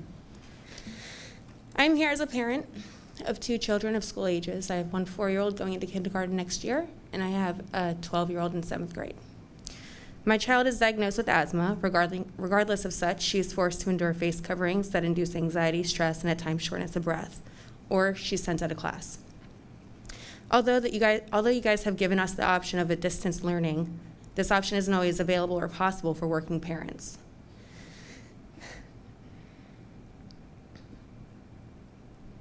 In addition, the schools are refusing to recognize or honor these medical-based exemptions. My child has witnessed classmates experience anxiety attacks, disrupt class because they can't breathe, anxiety attacks, and the like during a school day. Mask mandates are clearly causing distress and distraction for our children while they should be learning.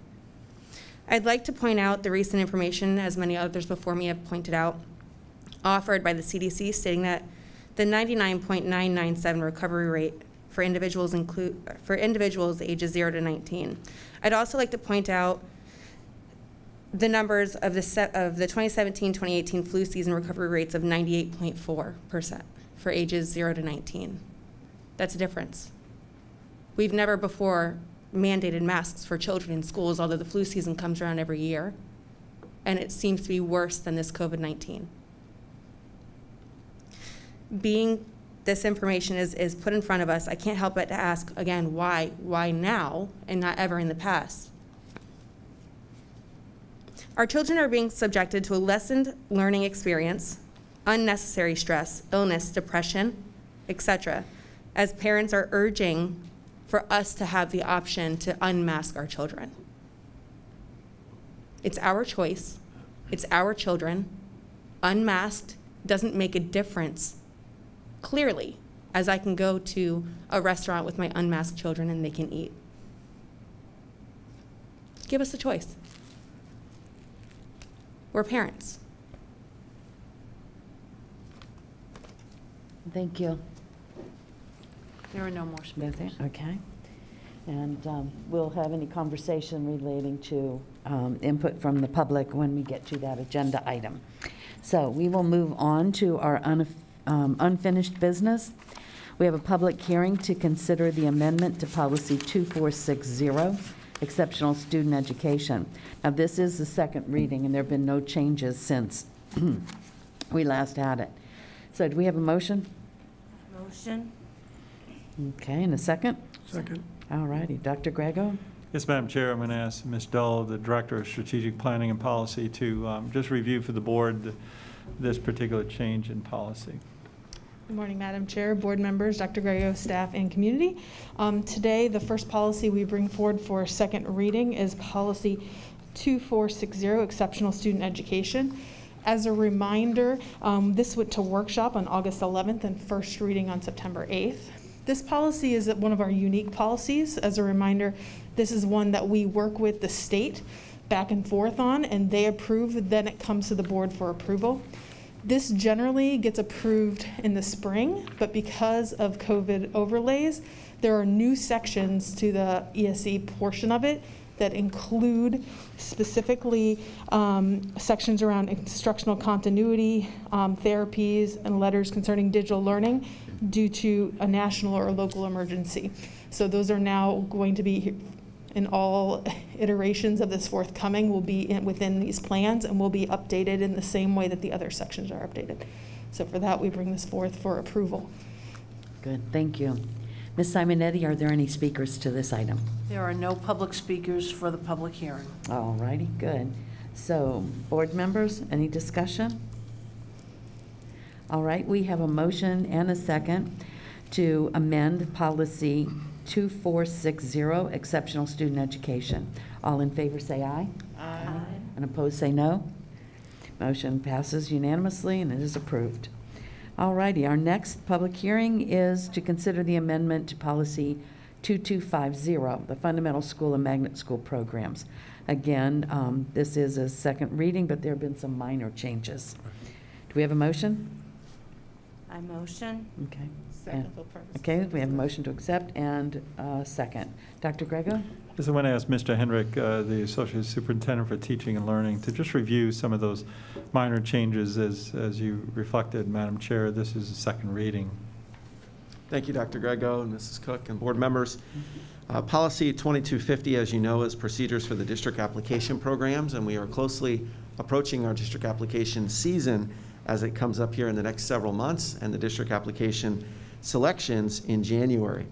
Annually for that process, we update our procedure manual, and as you know, we've brought this to you at a workshop, at the board meetings, and now for the second reading.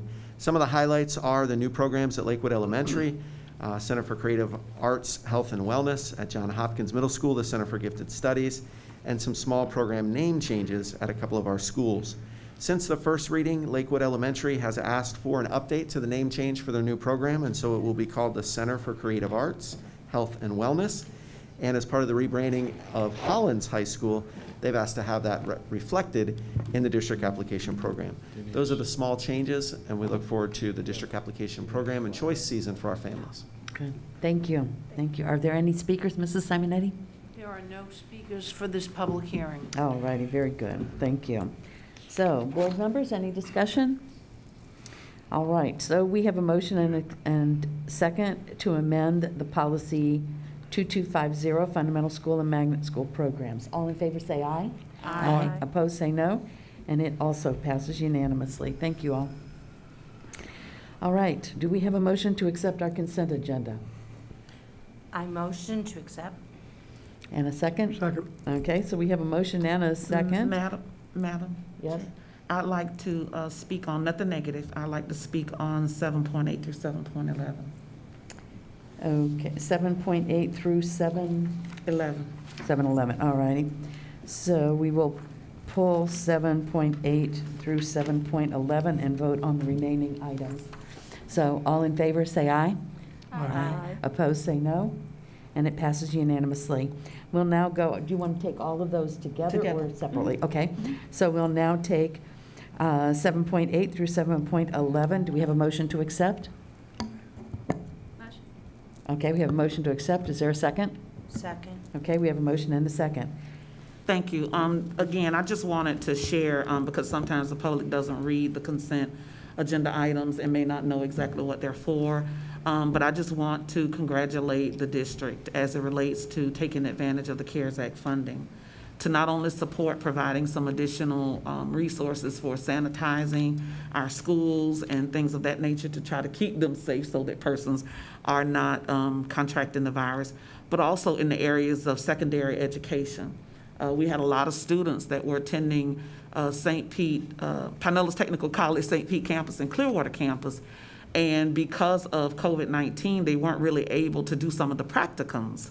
It's kind of difficult to do nursing when you can't do hands-on, you know. But the instructors found a way to work with those students. And so looking at the application for these additional dollars will really go towards providing some of that supportive financial resources that the students, adult students, and some of them are students who attend high school and are doing some dual certifications. It will allow them to just kind of continue and expand in that way.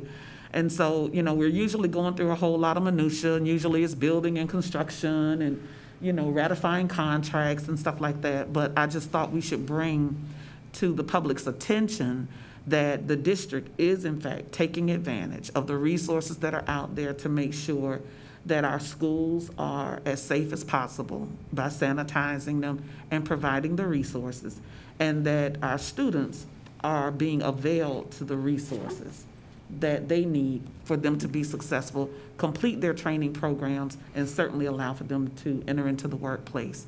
So some of those areas are medical, if you read, what was here.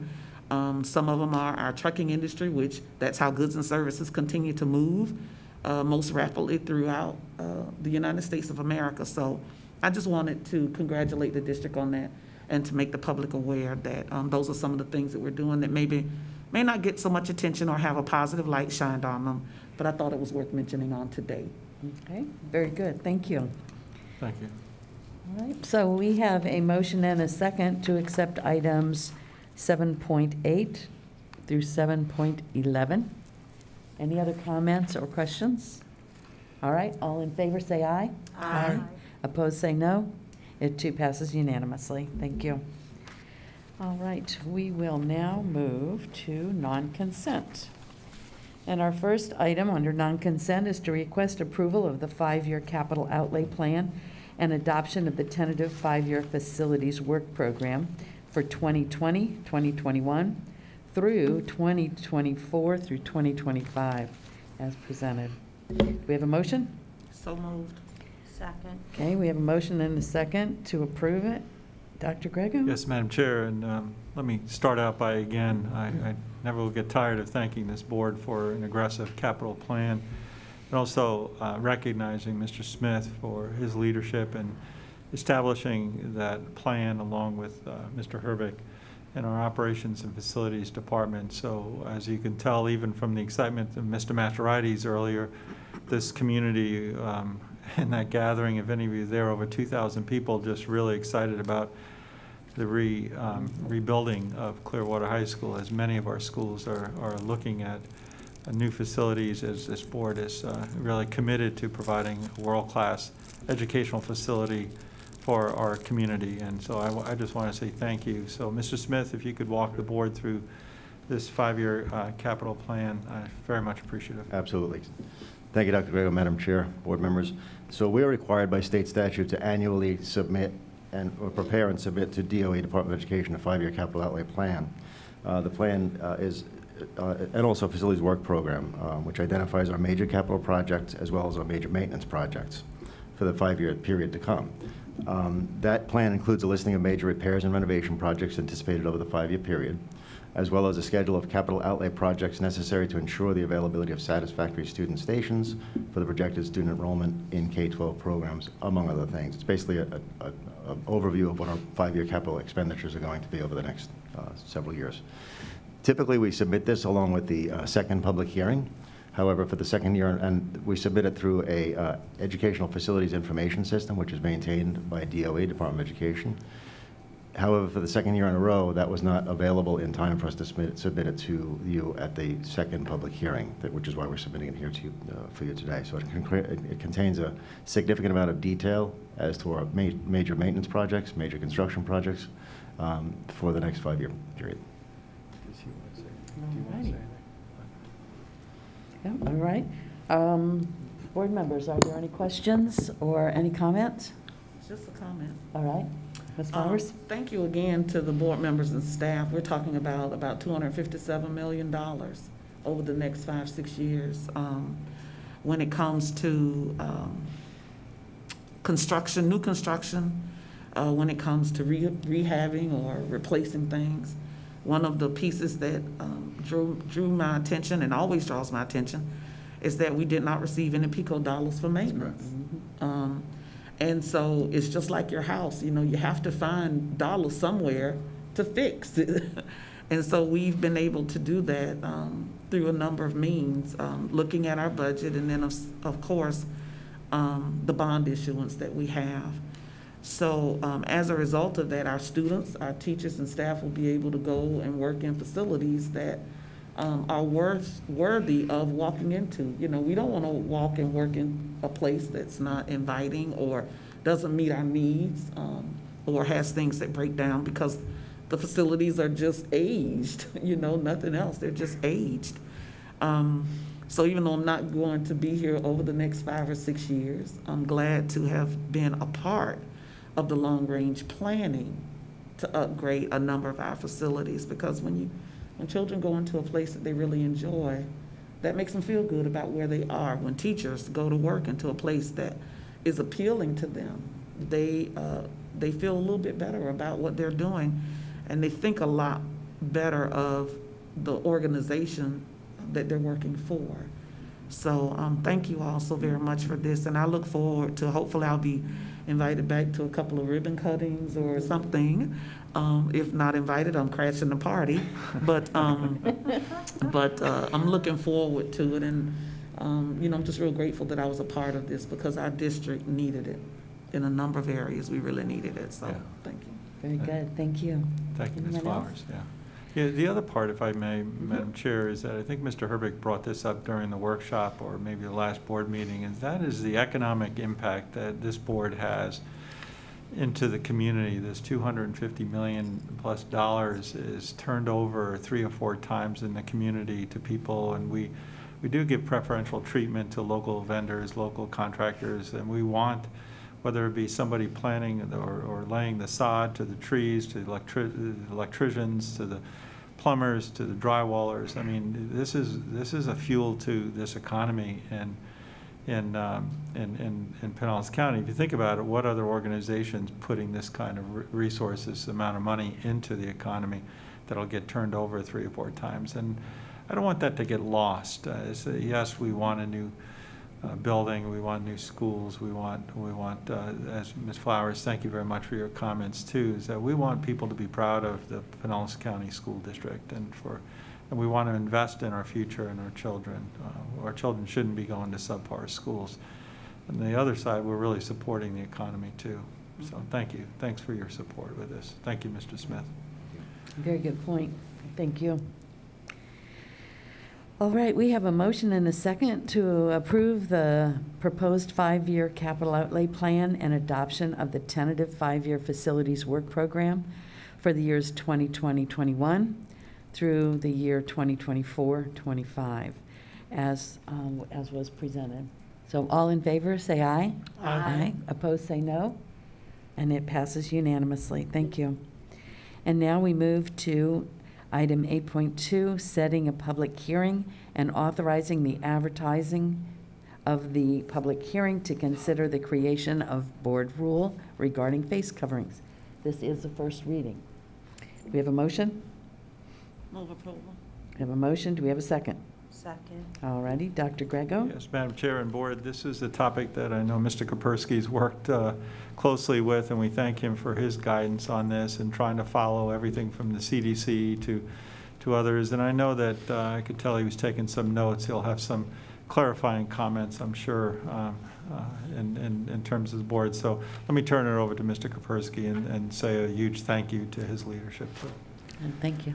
Thank you, Madam Chair, Dr. Grego. As board member, this is a first reading, and I was taking some decent notes from our speakers and appreciate their public input, as well as all of the emails that I know you've received as board members and Dr. Grego, you as superintendent. So as I introduce this item, I'll try to address some of the common themes that the speakers and the authors of the emails have raised. First, let me just set the stage. So on August 11th, 2020, the school board adopted the emergency rule regarding face coverings. Without that, there would be no way to enforce employees and students and others and visitors and vendors to have to wear a face covering. And so, as I explained to you at that time, by law, by Florida statute, you can adopt an emergency rule, which is essentially a policy. You can do that based upon a health and safety emergency, and that's what most of the school boards have done throughout the state that have adopted a rule. And you only need to act one time. As you know, when you adopt a policy, you have to have 2 different readings. And so when you adopted that emergency policy, the Florida statutes say that an emergency policy is only good for 90 days. And so that 90-day period gives that public agency, whether it's a city, county, or a school board, the opportunity to then go through the more formal rulemaking or policymaking process. that encompasses 2 readings. And so that is what today is the first of those 2 readings, so that those 2 readings can be completed by the time that 90-day period expires. So I know some of the speakers were concerned, well, you adopted a policy that had an expiration date. That might have led me to believe, as a speaker, that it was going to come to an end. Well, there was a 90-day period because that was what was required in statute. That's what was allowed in statute, I should say. And we said that at the time that it was adopted. So we always knew that if we wanted to keep this, it was going to have to go through the more traditional rulemaking process of 2 readings. And given the time that that takes, that would have to start today, so the second reading could be on November 10th, because this emergency rule expires on November 9th, and you do have a board meeting on November 10th. So that explains why we have one and why we're back here again today. Another speaker or 2 raised the concerns about the current draft that you have does not have an expiration date. And that is true, and we had discussions about that at the administrative level when we were drafting this agreement. The agenda item says that it will remain in effect until the board takes action to amend or rescind. And so we left it open. Obviously, this is a first reading. There can be discussions between the 2 readings. You do have a workshop between the 2 readings. There can be changes between the 2 readings. But we did not want to have an end date because we did not know when that date would be, or have that as a recommendation to you as a board. And so another comment might have been related to how about tying it to the CDC or some other potential, maybe even an agency like the county's mask rule. Well, I know one of our speakers spoke to the county mask rule, their ordinance. That ordinance specifically exempts other governmental entities. And so by its very terms, we are not governed by that ordinance. And I would say we're not governed by it even if it didn't exempt us, because we're a separate constitutional entity. But it is clearly not by its terms binding upon us. And so we did not necessarily want to recommend that it be tied to some other organization's ordinance, because you may or may not agree with when they are ending theirs, or you may want to end yours before they would end theirs. And so we kept it open-ended. If you adopt this policy after 2 readings on November 10th as the second reading, it would be in effect until it was rescinded. And all that takes is board action. And so you could do that at any board meeting after November 9th. If you adopt it as is. Of course, I'm sure there's going to be much debate about this and some discussion. But that is right now it is indefinite as an expiration time, but all it would take is board action at a board meeting to rescind it, and then that would end. And that's true really with any of your policies. So with that being said, I tried to cover some of the common themes that the speakers gave. Just by way of introduction of the document you have in front of you, it is essentially 99.5%. We're into a lot of numbers today, but I would say between 99 and 100% the same as the emergency rule. We had to change some of the preamble and the whereas clauses. We did change, as I noted, the expiration, the effective date in Section 5. That necessarily needed to be changed. And then there was a cleanup in one of the exceptions on strenuous physical activity, where we added that term to clarify it, that it included physical education courses. So students who are in PE do not need to wear masks as this rule is written. But we do strongly recommend social distancing there, and you can read that for yourself. But that was not very clear in the initial one. We did have many discussions, and I've spoken with Ms. O'Toole, your head of school health services, and our executive leadership team have discussed this multiple times. And so we wanted to keep it pretty much the same as it was in your emergency rule, except where absolutely necessary to change it.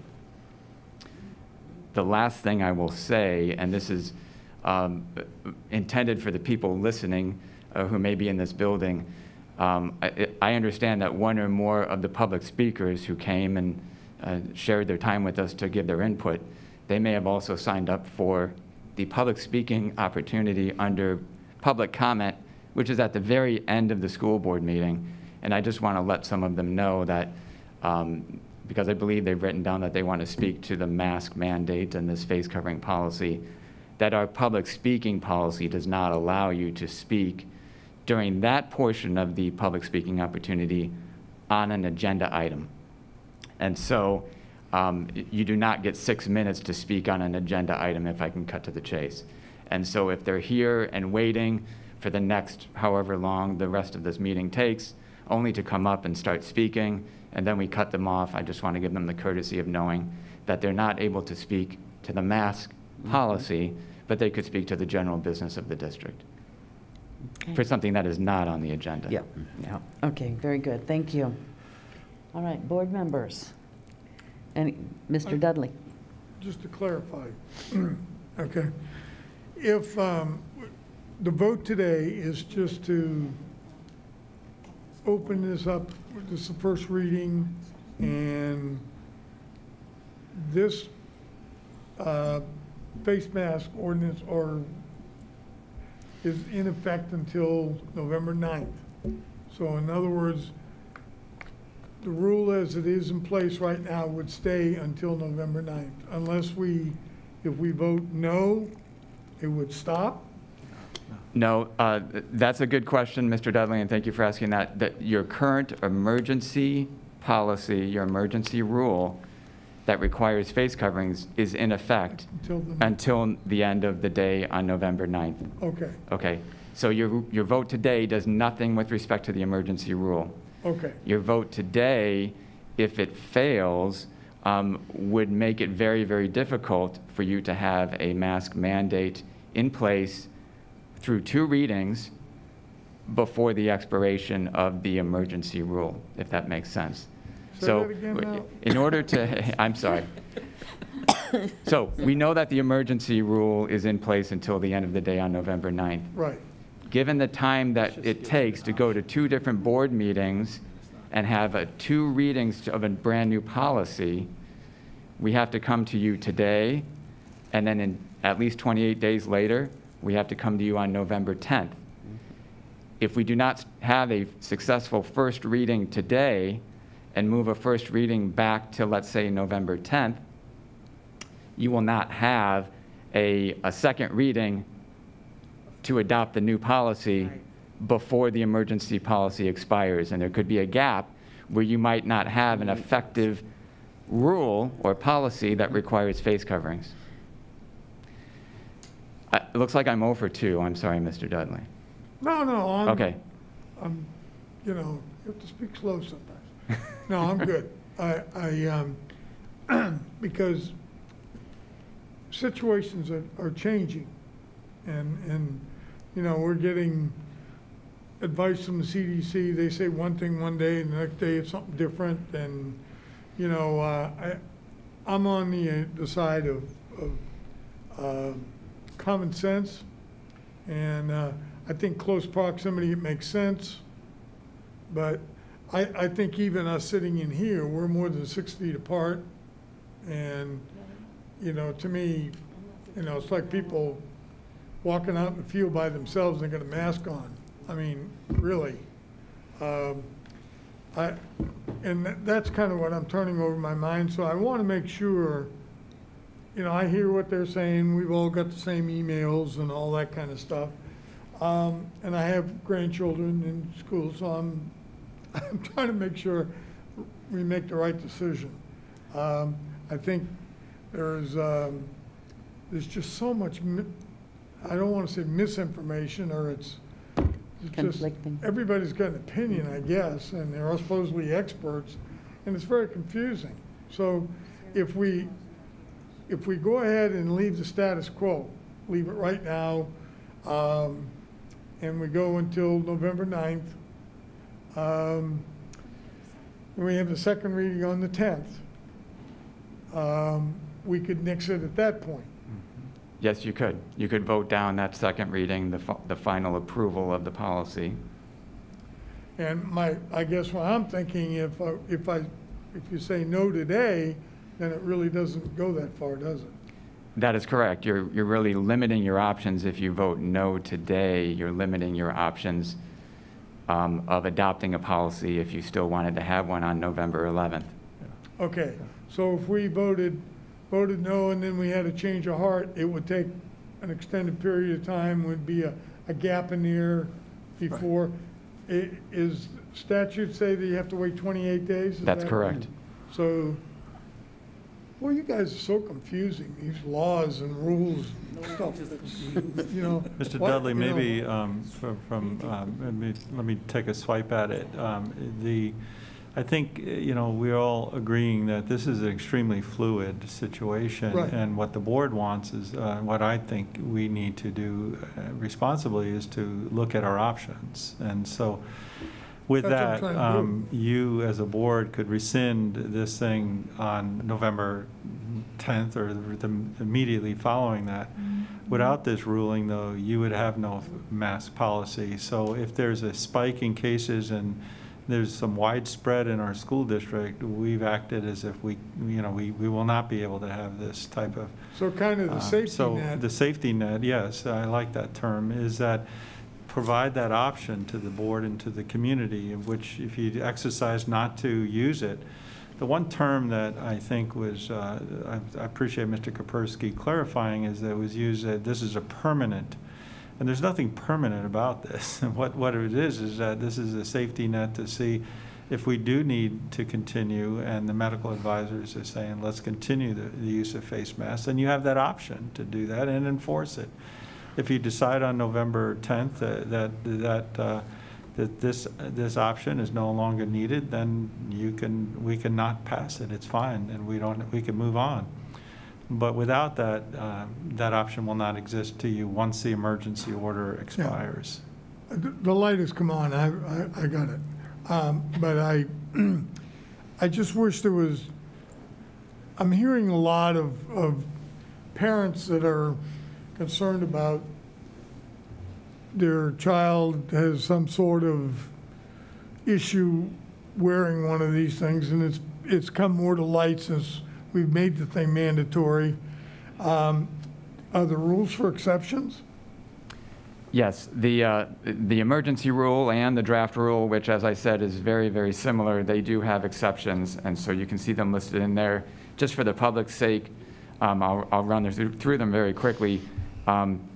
Children who are less than 4 years of age, so 3 years and younger. Okay, yeah, I remember those. Yeah, a face shield in certain circumstances, and you need to provide some type of medical, it's really sort of an ADA analysis, provide some medical certification that you cannot wear a face covering as we define it, but a face shield would be sufficient there.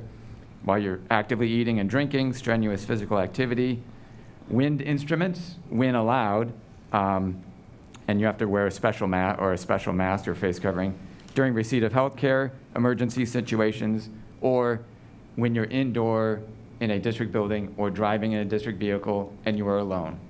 Yeah, those are the ones that are in place now. I get them, but there's other concerns that some of these, parents have expressed that for whatever reason, they don't want them, and we can't use that. Just a parent's choice of doing it is not an excuse. That is correct. Some type of one of those guidelines has to be met. That is correct. And just by way of illustration and analogy, the county ordinance has approximately 13 exceptions, where we have about 6 or 7 or 8. So they are different. And we looked at theirs. We looked at other school districts' policies when we crafted ours. And we talked about them. We talked about them with the board. And this is what we have in ours. So people may be confusing that maybe they can wear, or maybe they can take their mask off in a certain circumstance under the county ordinance, but they could not do it on school board property. Can I add to Yeah, Eileen, Mrs. Long had a clarification question, and then we'll do your clarification, and Ms. Flowers, you're after that. I think she wants that. Yeah, there are two that want clarification, so we'll come to you after that. Okay, if we, on November 9th or whatever, kid there, like baseball caps, you're not supposed to wear them in school. Okay, I understand the parents that do not want masks, but what about the staff, because they're in a different level, or kids that, the parents do feel the mask is safe, here comes the flu season, can they still wear their masks? I mean, if we don't do a mandate, can it be split depending on your? That's an interesting question because it almost raises a code of student conduct dress Yeah. code issue. If we do not have a face covering policy, we would have to make sure that we have no other policy that prohibits a face covering, but I'm sure we could craft something. So it's either all or nothing? Well, I think that you could come up with a rule if you wanted to address that. Dr. Grego, I'm not sure if you have any other input on that. I think this is we're losing sight of, this is a part of the emergency order, and this is not meant to be permanent. It's not meant to be forever. In fact, let me tie it to the medical group that has worked hand in hand with us, and most recently yesterday, where they discussed us bringing back just under 14,000 students, which they were not concerned about at all due to the fact that this board has been strong about wearing the face mask and washing hands and other issues. I'll share with you some of their comments I was planning on later. But, Dr. Cho said it's safe to say schools are not driving this pandemic in Pinellas County because of our use of PPEs. Dr. Messina said the schools are one of the safest places to be due to that, not as a result of happenstance, but due to what we're doing. And Dr. Threadgill echoed that issue too, by challenging not only the continuation, but the rest of the community. So my comment is that we're in the middle of this. It's going to be fluid. There's nothing permanent about this this ruling, but their message to us is job well done. We haven't added to that. Everyone thought when we went back to school there was going to be a tremendous spike. And let me give the credit to our teachers and to our students and to our families and parents who really did want us to employ as much of a protective environment and a safe environment. And we have thousands of people coming back to say, I see that you did it. I didn't know if you could do it, but you did it. And so this is not the time to all of a sudden reverse, and some can and some can't. I think when we're always going to be under that, even when this policy is expired and we rescind it, and the board, whenever the time comes and the medical advisory group says, I think we're good, let's rescind it, you rescind it. It still doesn't prohibit anybody to wearing a face mask to school or me to wear it to work.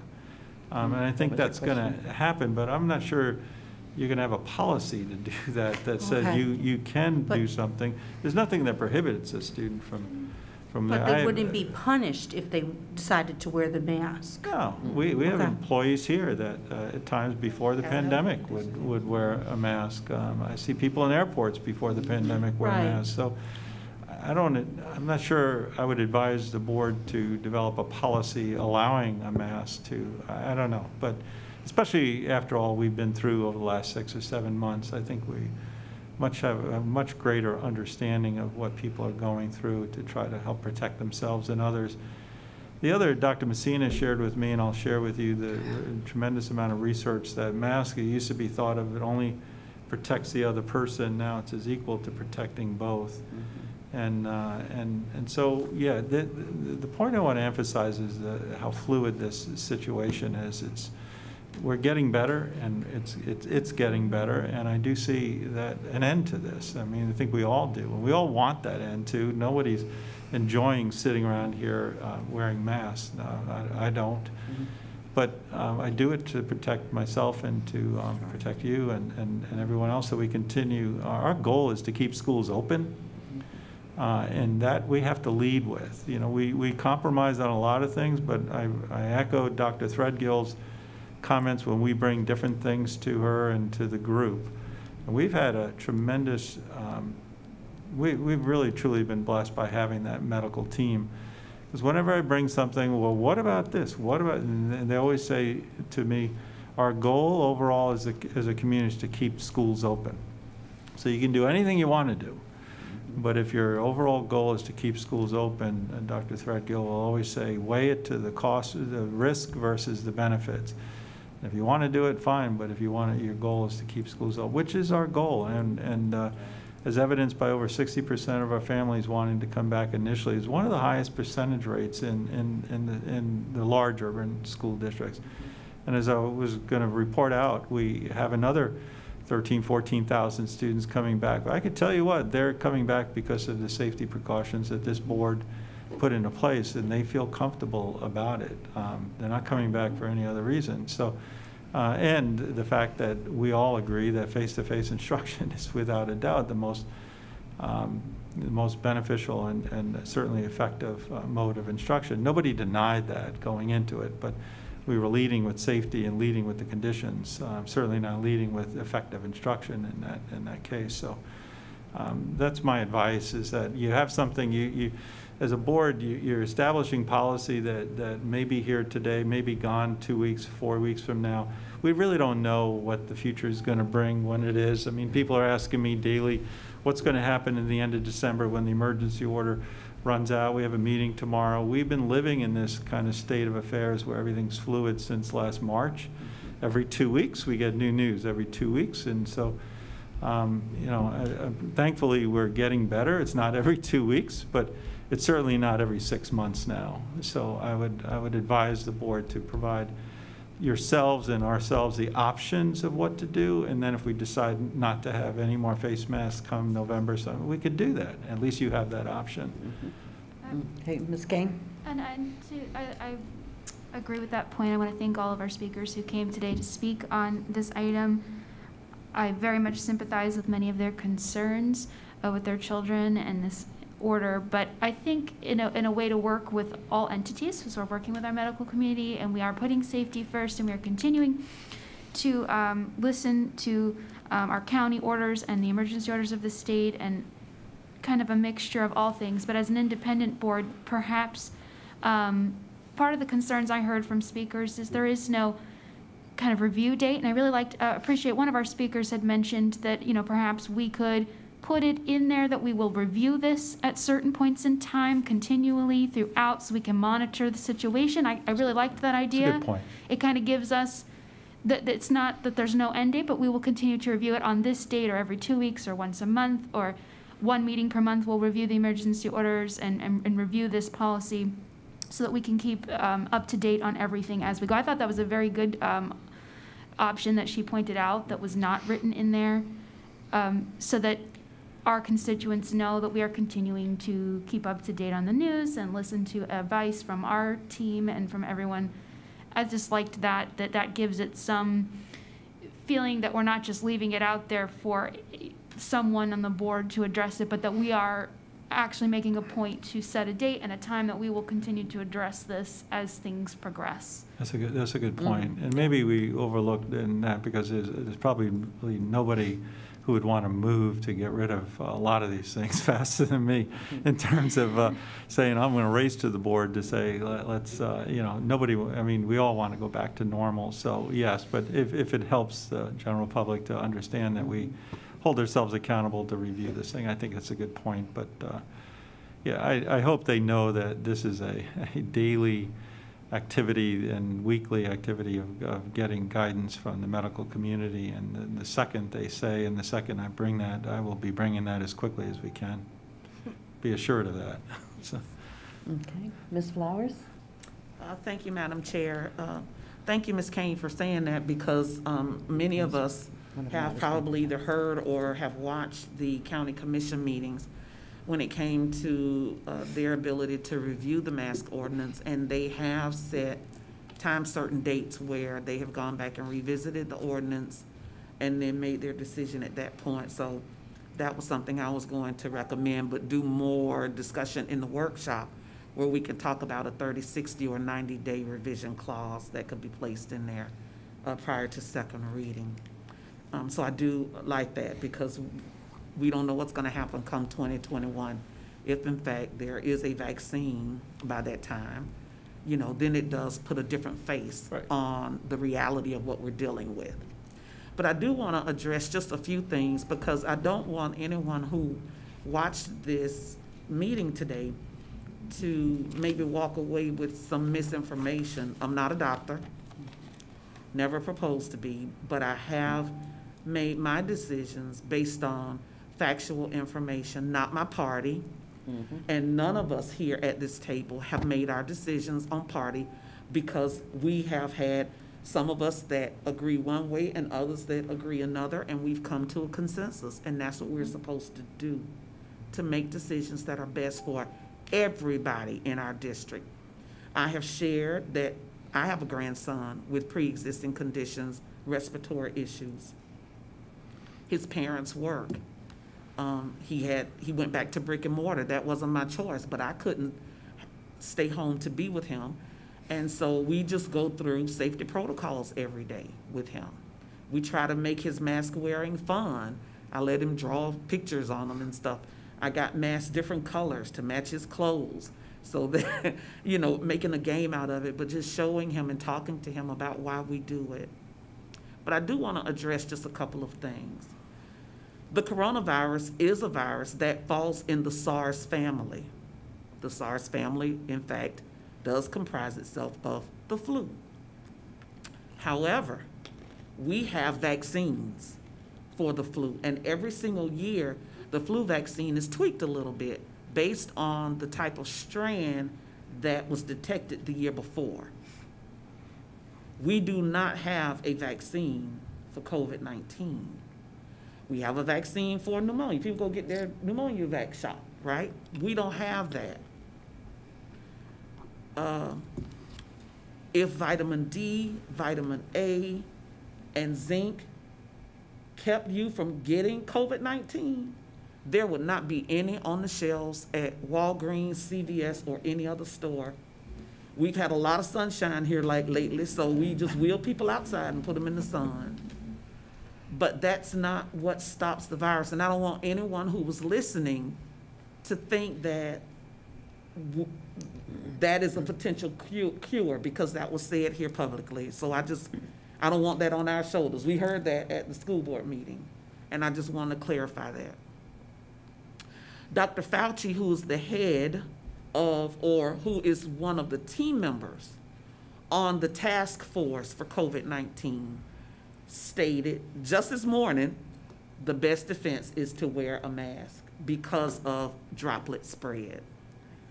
The head of the CDC has stated over and over and over again, to include an article just this week, that the best defense is the three-legged approach: face mask, hand washing, social distancing.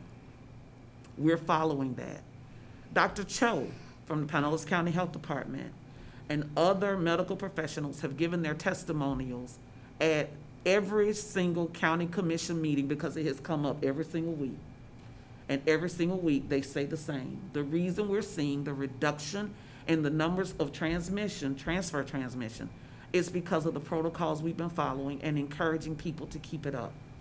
There was a spike in hospital admissions on yesterday, and there were 98 deaths, a spike in hospital admissions, and a spike in persons testing positive.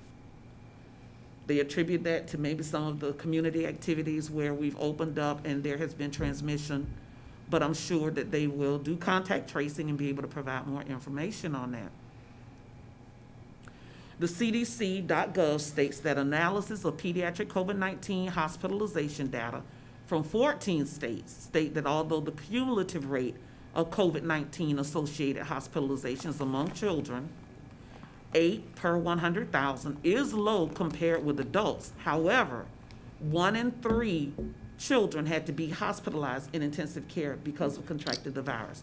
So I don't want anyone to walk away thinking that if a child gets it, it doesn't mean that they're going to have a difficult time with it.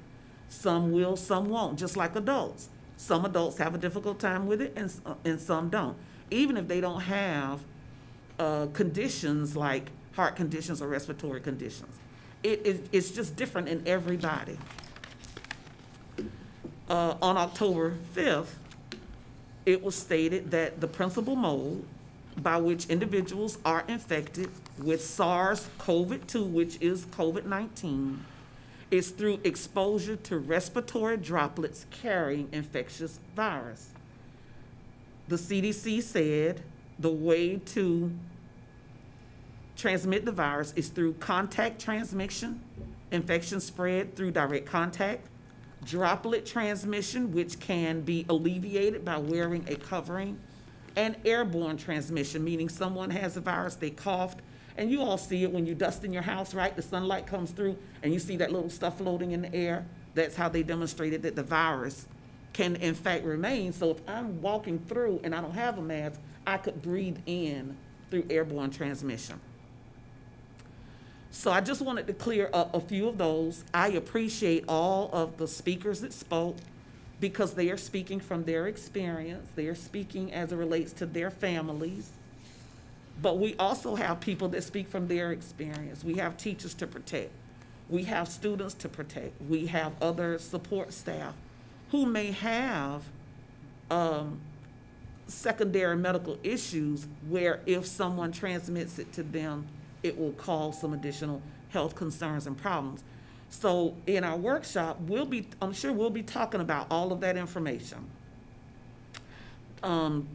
Dr. Grego, I don't know if you were planning on it, but maybe in our workshop, if Dr. Cho is available to come, that would be wonderful to have him there and talk specifically about the medical end of it, if he's available to come. I don't know. Check. Or call in. Yeah. But I just want to say that as a school board member, my party plays no role in my decision-making here at all. I was one of the people that said we shouldn't open. In the beginning I was, and I still feel that way. We were pushed to that, We have different opinions on different sides. Our role is to figure out a way to provide constructs that allow for safety while children and teachers and staff are within our boundaries as much as possible, and that's what we have to do. I was saddened at being called a fool today, a little sad, because we talk to children about how they should communicate with each other. So as adults, we should do the same. I was enlightened by the scripture that was read today because I am a woman of faith. I will never denounce that. I don't care where I am. But James 1:8 also says that a double-minded man is unstable in all things. In other words, how can you say you want to protect people on one end, but you don't give them the necessary resources and tools to protect them on the other end? And so that's what I feel my role is as a school board member. Looking at all of the factual, scientific information, I'm not going on my feelings, and providing the resources that are within our reach to make sure people are safe. And that's what I want to continue to do until I'm not here. But for the hard decisions, you guys, I want to thank you, my colleagues and staff, because this has not been easy, and we're not here because it's easy, but we are tasked with making decisions for the betterment of the district, not what may be happening in 34 other districts in this district. And I think that we have had some good dialogue, good discussion. We'll have more dialogue and discussion at the workshop. So for those people who have written emails, thank you. For those parents and community people who come to speak today, thank you. For those who are on the other end of the spectrum that support masks and face shields and coverings, thank you.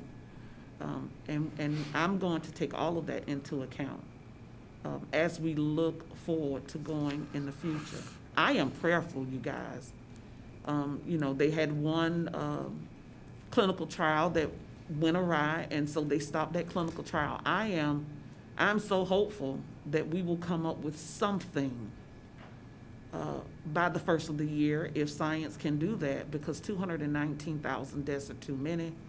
To be projected to 354,000, that's too many. One is too many. And I think that's what we're trying to do. We're trying to keep people within our district safe. And I would ask that we treat each other with respect, kindness, and courtesy when we're talking about our passion, our feelings, our sense of health and safety. Because the name calling is not going to come to a resolution. That's not going to be the resolution. The resolution is going to come from based on facts and what we do moving forward. So thank you, Madam Chair. I'm sorry it took a little bit longer, but I just wanted to address each one of those areas. You're welcome. And before we go to Dr. Carr, Ms. Flowers suggested that we have this conversation at a workshop, as well as invite Dr. Cho if he's available. Do we have the majority of the board that would like to do that? So would you raise your hand if you would like to do that? Okay, then if you would do that, then we would appreciate it. Thank you. Dr. Carr. Thank you. Good idea. Thank you. Thank you. And I just wanted to thank you, Mr. Kapersky, for your being so thorough in the explanation, and also for pointing out when public comment occurs. And with noting that next week is a workshop. I know in previous, because this venue has changed where we're socially distanced in this way, we don't hold our workshop in the conference room, and the meetings here. Sometimes there's been some confusion or about what occurs during workshop and what occurs during meeting. And this here today is a meeting which has public comment opportunities, some being during the meeting, which address consent, and then some at the end, which can address any business of the district, not consent, or items on the agenda. And clarify and correct me at any time, Mr. Kapersky. But at workshop, we don't have public comment. Because we, as a board, operate in the sunshine, we don't have discussions with one another about information or items that we will be voting on any place except in the public eye. So workshop is an opportunity for us to work and have discussion and talk, and it's public, but we don't have a public comment. So I don't want folks to have an expectation that the workshop next week, we're going to be discussing this and there's a public comment. Right. That doesn't mean public can't make their voices heard. And I appreciate the video, the time that was put into making that video, which we received, as well as many folks who communicated both their concerns about continuing the mask in positive and a negative. So we've received a lot of email. I'm sure we'll continue to receive input from the public, but just to remind folks that we don't have public comment during workshops so that they're not disappointed or feel like they came out to the admin building and their voices weren't heard somehow. And I'm grateful for the opportunity for us to discuss that at workshop. And I have no further comment about it because I'll save it for the workshop. Very good. Thank you. And today we actually utilized all our opportunities to speak. We have items that are on the agenda at a time at which people can address the board. Also, when we have a second reading, or technically a public hearing, we had that opportunity. We didn't have any speakers, but that would have been another opportunity. And then again, at the end, were 4 items pertaining to the business of the district. So those are the times. Thank you for clarifying that. Those are the times when the public is allowed to speak. And our workshop is a time for us to roll up our sleeves and really, really look at the topics that come before us at a board meeting. A lot of these things, many of them, you'll hear them say, we discussed this at workshops. Well, we did, and we did more than just touch on it. We actually discuss at workshops, and that's why it's a time for just us to be together. I would like to suggest, for the sake of time and the fact that we do need the 28 days, I would like to suggest that we move forward on this for the first reading. Changes can be made before the first and second reading. It can be voted down at the second reading, but it will move things along so that we have the time to discuss it and identify what we're doing with no gap. It would be very, very confusing for our schools to hear that on November 9th, this executive order, our emergency order has vacated. And now in 2 more weeks, we'll be talking about it again. Or at the beginning of the semester, when we come back in January, we'll have our second reading. So people won't know what to do. So if we move forward with it now, we have 28 days. That brings us to November 10th. Decide what we're going to do at that point. If we eliminate it and do away with it, great. If not, it continues without a break. So obviously, we have a motion and a second to adopt that, but I would encourage the board members to support that at this point. And then after our discussion, we can decide where we're going from there. Okay? Is there any other comment? I just have a Mr. Dudley. clarification. If I know you said it takes by state statute 28 days, the first, second reading. What about emergency?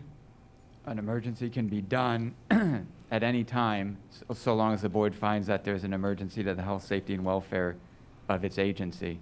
And that is what you did on August 11th, and you just require one time, and you adopt that emergency policy. Yeah. However, that emergency policy cannot be renewed except under very special circumstances that are not applicable here. And so that is why that 90-day period is always used. If you want to continue that policy, you use that 90 days to adopt. Well, I guess my point of it was if you voted and we took the mask situation off the table, and if we needed to do it again, we could make it an emergency, and it could be put back in. Theoretically, yeah, I would caution the board, from my perspective, from a legal perspective, not to think that that can be done to circumvent the prohibition against extending emergency rules.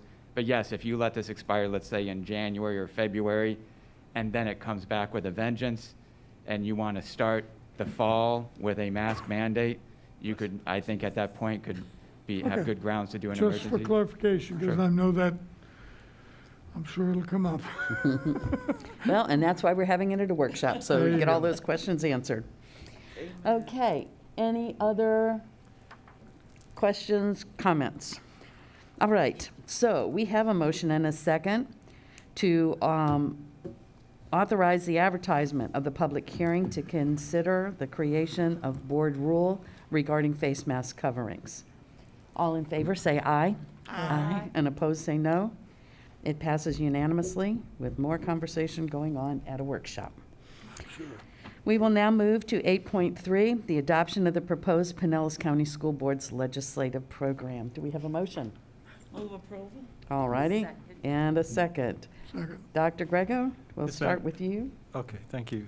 Madam Chair, this is, we bring forward the work of actually the board, Ms. Long, and committee. I know you'll introduce them, but Jennifer Dull will I want to publicly thank her for sitting in and really being the note taker and person who wordsmithed this and put it into language. And Megan Fay, who works with our legislative liaison, that's worked with us and provided the advice. So, and let me just say, I've read this over several times. I think it's a really good document. And the good news is it fits on one page. That many people That's really an honor do of Mrs. like. And Lerner. so we learned that concept.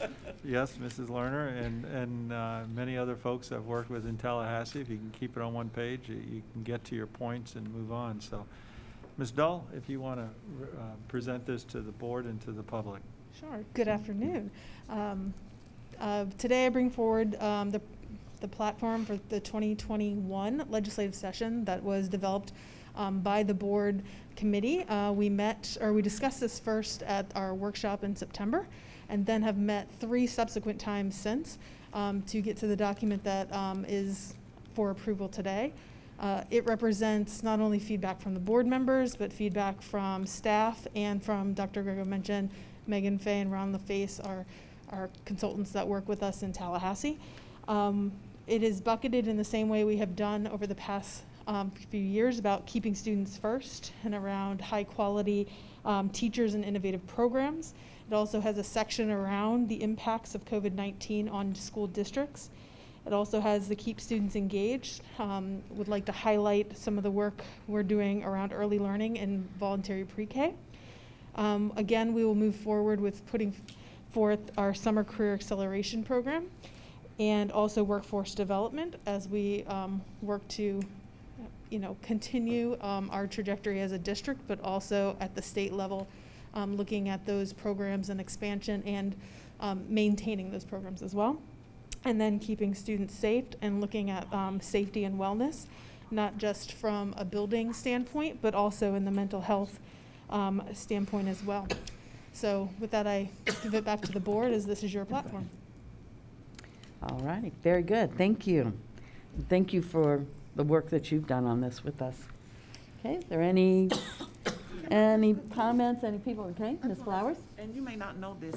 Have we heard if the legislature is not going to have in-person, they're not going to allow people into the Capitol, have we heard if they will, like for the specific meetings for education when those things come up? I mean, I know you can watch the committee in general, but are they going to be sending out specific notices so that maybe, since we can't go in person, we would be able to like maybe tune in, you could sign up to speak virtually or whatever, since if they keep that in place? During our last committee meeting, Megan Fay kind of spoke to that, and the part that the legislator hasn't worked out all of the details yet about whether in person.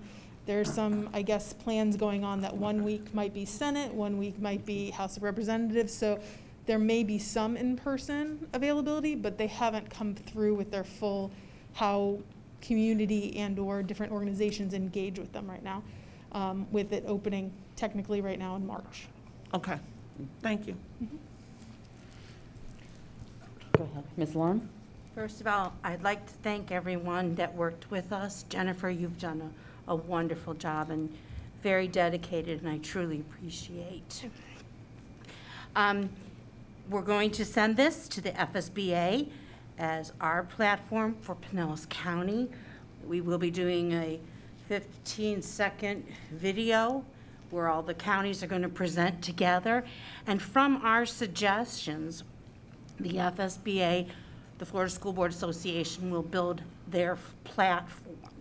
One of the things that they really recommended this year is to go zoom right in at the needs, and I really believe we did that.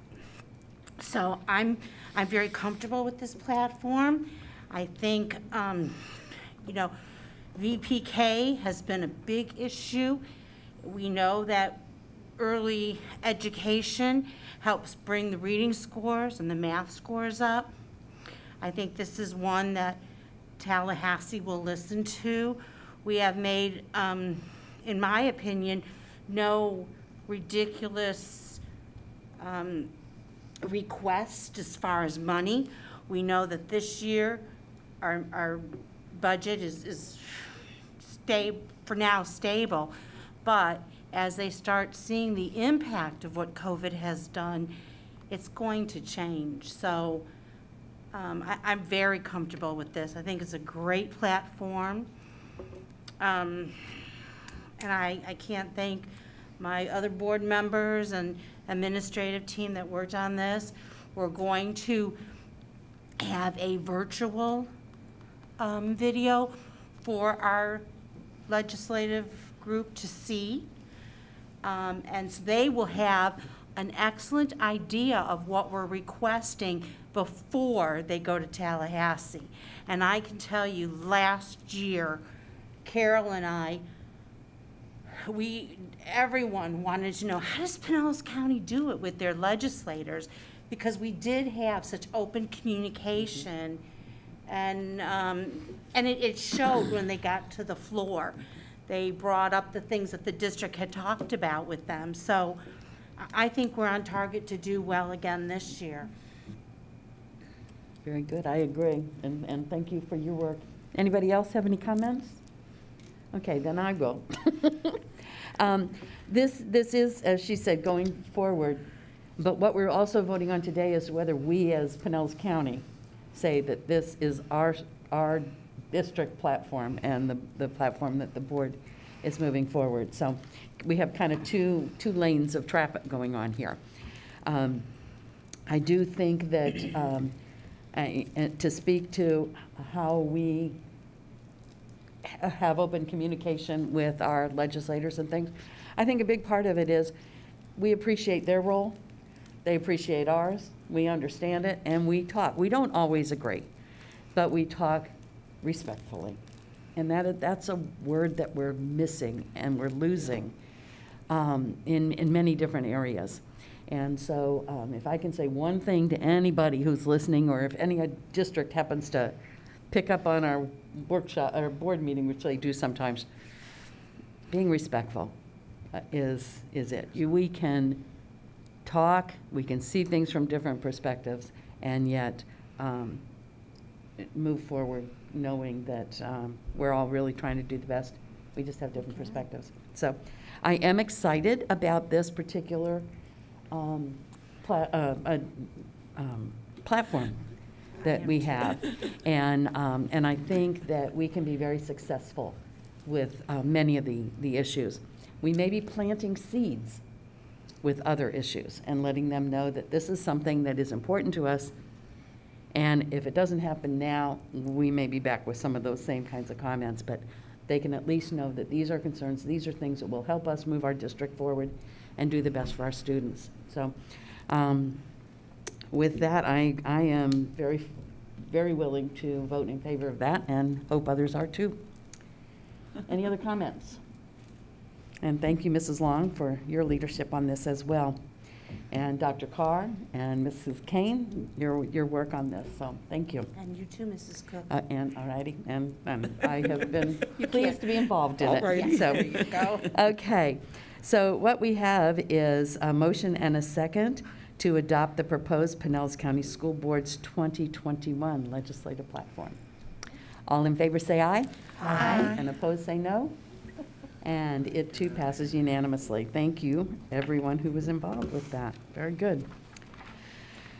All right, so now we move on to items introduced by the superintendent. Thank you, Madam Chair and board members.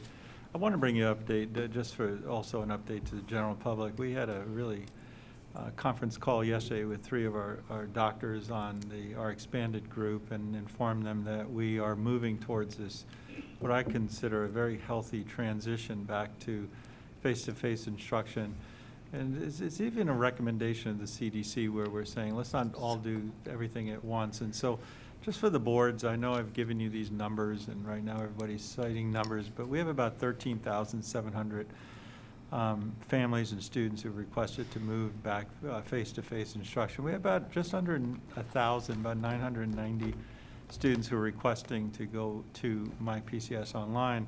We're verifying with those, and we're checking with all students, because there's been some confusion of, well, that's not what I meant to do, and we've had some corrections. But our principals, I want to say a huge sense of gratitude to the work of our principals over the last week or two, especially heading into the second quarter of what they've done. This is gradual progression is healthy, and a lot of other districts are looking at this notion about where will we be after December, where will we be in the spring, who knows, but this gradual approach, because what this does is it allows us to make gradual changes to the protection and safety of our students, gradual changes to cafeterias, gradual changes to transportation, and along the way, and it's not all at once.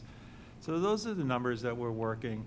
Well, a common question that I receive is, if you didn't make the October 6th deadline, does that mean that you don't have a choice? And as I've expressed many, many times, is that yes, you do. Those individuals of that week long were randomized, so there was no mad rush to get a name in, and so everybody had an equal chance. I anticipate being able to satisfy those, but we'll see school by school. This is not a district-wide scheduling. This is a school-by-school scheduling challenge, and our principals, assistant principals, and teachers all collectively will be working and communicating with one another. The instructions are, let's take a look at those that are making that request. Let's group our teachers together in elementary subject areas and middle school and high school, and make some informed decisions of how best to do this. So this will be completed, and students and parents will be contacted next week for, as you know, The first day of the second quarter starts on the Tuesday. I think it's the 27th, the 26th being a teacher work day, Monday. So I'm excited about this. I think students are too, and parents are too, and I want to thank the board for the flexibility and understanding that this is a fluid situation. So for numbers' sake, we were about 60-40. Now we're going to be about 70-30. 70% of our students and 30% is still online, and that's fine.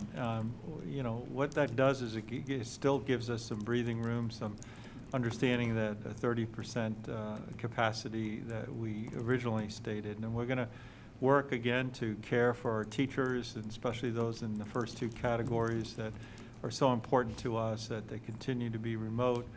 We're going to work to minimize or eliminate, in wherever we can, simultaneous teaching. It's always been difficult. Nobody viewed that as optimal, but everyone also wants to keep their own same teacher, and there's so many variables that we're going to be working through. But I put a lot of trust and confidence in our leadership of our schools and our teachers to do the very best thing for our students, and understand that this is a progress in work. I also want to wish the best of luck to our high school students. Tomorrow is a PSAT day. 11th graders who will sit for the National Merit Scholar Award, as you know, and our 9th, 10th, and 10th graders will be taking the PSAT at their school, and I sometimes mention that because I wish them the best of luck, and to take this assessment seriously. I call this the assessment with a purpose, because as you grow and you become college and career ready, this PSAT will continue to be very diagnostic for you, so that as you're preparing to take an SAT or ACT for college admissions, this is great practice. And also the SATpractice.org will take the results of this and put it in their own ability for students to practice in just those areas that they need, and not all of your strength. If you're like me, I always want to practice my strengths and forget their weaknesses, so it's more difficult to do that. And the technology today with SATpractice.org is amazing for students to truly work on it. So good luck to our students who are sitting tomorrow. It's a great opportunity. And let me also thank the board. You don't get enough thanks, because we fund the 9th grade. The state funds the 10th grade, and we're funding many of the 11th grade PSAT, also students on free and reduced lunch. So this board's commitment to our students and our families is truly remarkable. And by the way, not tomorrow, but this board also funds the 8th grade PSAT. So we are committed to their progress and growing scholars in our district. I laid at your desk area the virtual college fair summary, and this is a great example of what we're dealing with when we deal with innovation, and we get to a point where we say, well, how about the college fair? Should we cancel it? What should we do with this? And having people truly innovate. Leanna Eisen, who works in our AAR department, and Mike Vigu, our principal at Boca Ciega. We usually have had 2 of these, one at Boca Ciega and the other at Countryside. They got together, and what we did, as you could see from the review here, is just a tremendously successful. Every high school participated, over 2,600 plus views. Colleges appreciated it. We had colleges and universities throughout the United States participate in a quality conversation that's taking place. This may be a new way of doing things, and we could perhaps do this more frequently, maybe take regions of the United States, maybe something specific to the state of Florida, but the conversations were a lot more in-depth than many of you all attended, like at Countryside. We have the mall, and you cram in 1,000 people, and they're trying to get their one question answered at the desk and grab a brochure, and it's all good. I'm not, and a tremendous amount of work went into both of these, but we're looking for ways to continue to build on these types of innovative practices, that perhaps we go back to both or do one or the other. But I just wanted to say thank you to Leanna, to the whole department, for really not willing to give up on something for our students. This is a time of period. If you have a senior, this is it. I mean, the October, September, PSAT, SAT, I understand there's a situation out there, but you're still trying to get your child to navigate, and it's our college and career labs that are there, the FAFSA's coming up, and we're looking for ways, and I'm so proud of our staff for being innovative. And that was my message at the beginning of the year, and I didn't realize how important that message was to be, but let me tell you, we're living it on a day-to-day basis. And maybe we can't do it this way, but how else could we truly do it? Likewise, I want to just emphasize a few others and thank our ESE department and Lynn Mowat because we also have a virtual ESE Career and Life Fair coming up from 6 to 7:30, October 15th. Another example of not giving up, but rather taking it to the virtual platform. And I've attended these, as I know this board has attended these for several years in the past. We started this a few years ago, specific to students with disabilities, to try to really cater to their special needs and also have a smaller venue that we could spend a lot more quality time with. I look for the ESE College and Career and Life Fair. They took a lot of lessons from the college fair and learned from that, so I see us building on that, and so did our choice fairs that's coming up.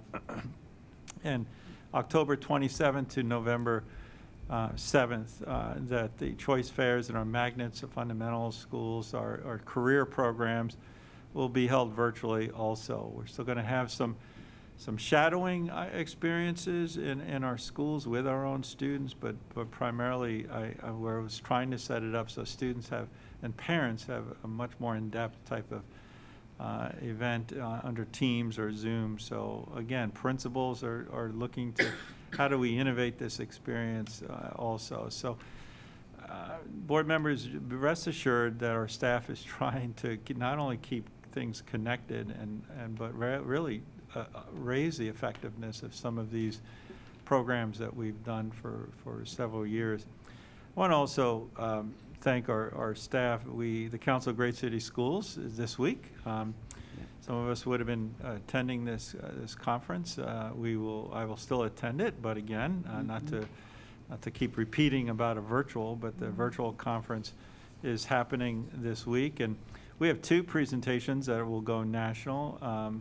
One will be Mr. Hendrick and Connie Colosi, Director of Media and Tech and Digital Learning, will be highlighting to the Council of Great City Schools the personalized learning pathways to support students anytime, anywhere, and that's on Wednesday from 3:15.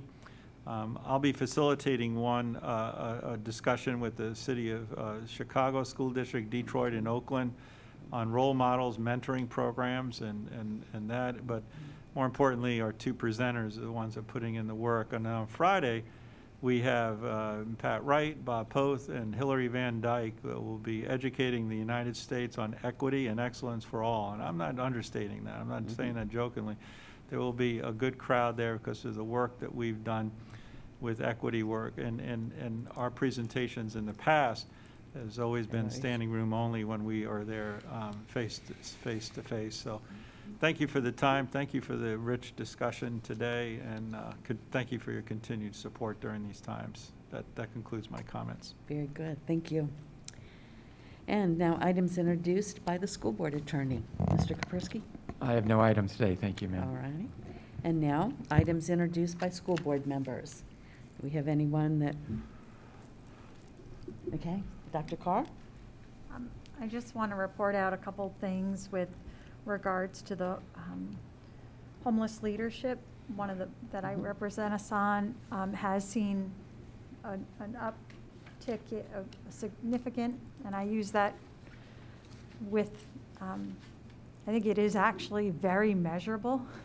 So they've seen a large uptick in the services and the need within our community, which is to be expected with COVID, but also with the implementation of a program that was coordinated through Directions for Living and the work in our schools in helping find homes for families. So there was some direct impact to our own students where we've seen a greater number of folks experiencing homelessness. So I just wanted to report that out. It directly impacts our students in addition to the community impact that we've been seeing. Also, just to express gratitude to our county commissioners whose way of work in disseminating additional funds was really an exemplar because we had such great access. The way that they directed things to be channeled out and the line of funding and how it was allocated and the verification process to ensure that folks were not immediately moved into homelessness was to be commended, because we were outstanding as a county in our allocation of funds and getting them directly to the people who needed them most. So I thought that was worth our noticing and informing folks on. And then I just want to say thank you to our COVID team who's been working so hard. We have been seeing, we get our daily, we are seeing an increased number of students. I think it was acknowledged by the doctors that as a result of an increase in the community, we are also seeing an increase in numbers in our schools. And it's very delicate work, the work that they're doing, because as I think all of us have experienced now, where we've possibly been in a situation where we ourselves or an immediate family member has either been affected by COVID or had to quarantine because they were suspicious of COVID or exposed to a COVID person. And it can be riddled with anxiety. And the folks who work on the COVID team have to interact with people going through this kind of crisis. So I recognize them and want to just say thank you for the hard work, and thank you for the community, to the community for putting their trust in the COVID team, because it relies so much on families. They have to report, and then we confirm, and there's a timeline that has to be adhered to. And it requires so much trust in a time when, as a community, we don't have a lot of trust in anything. So we're relying on families, and families are relying on us, and there's so much involved around building that rapport and that trust, and that group of people has to do. So I just want to commend them and others as we move forward. And I think you touched on this too, Mrs. Flowers, how important it is that we interact with one another in a way of kindness, particularly as winter is coming. And I don't mean that in an ominous Game of Thrones kind of way, but we are a blended family in my household, and we have had the experience of having to rethink all the high holidays, and now we're about to have to rethink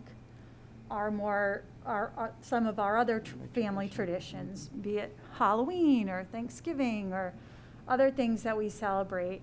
And I think it was written somewhere in our packet about, and I think it was related to the graduation, how there's some of us are clinging to like a hair of hope.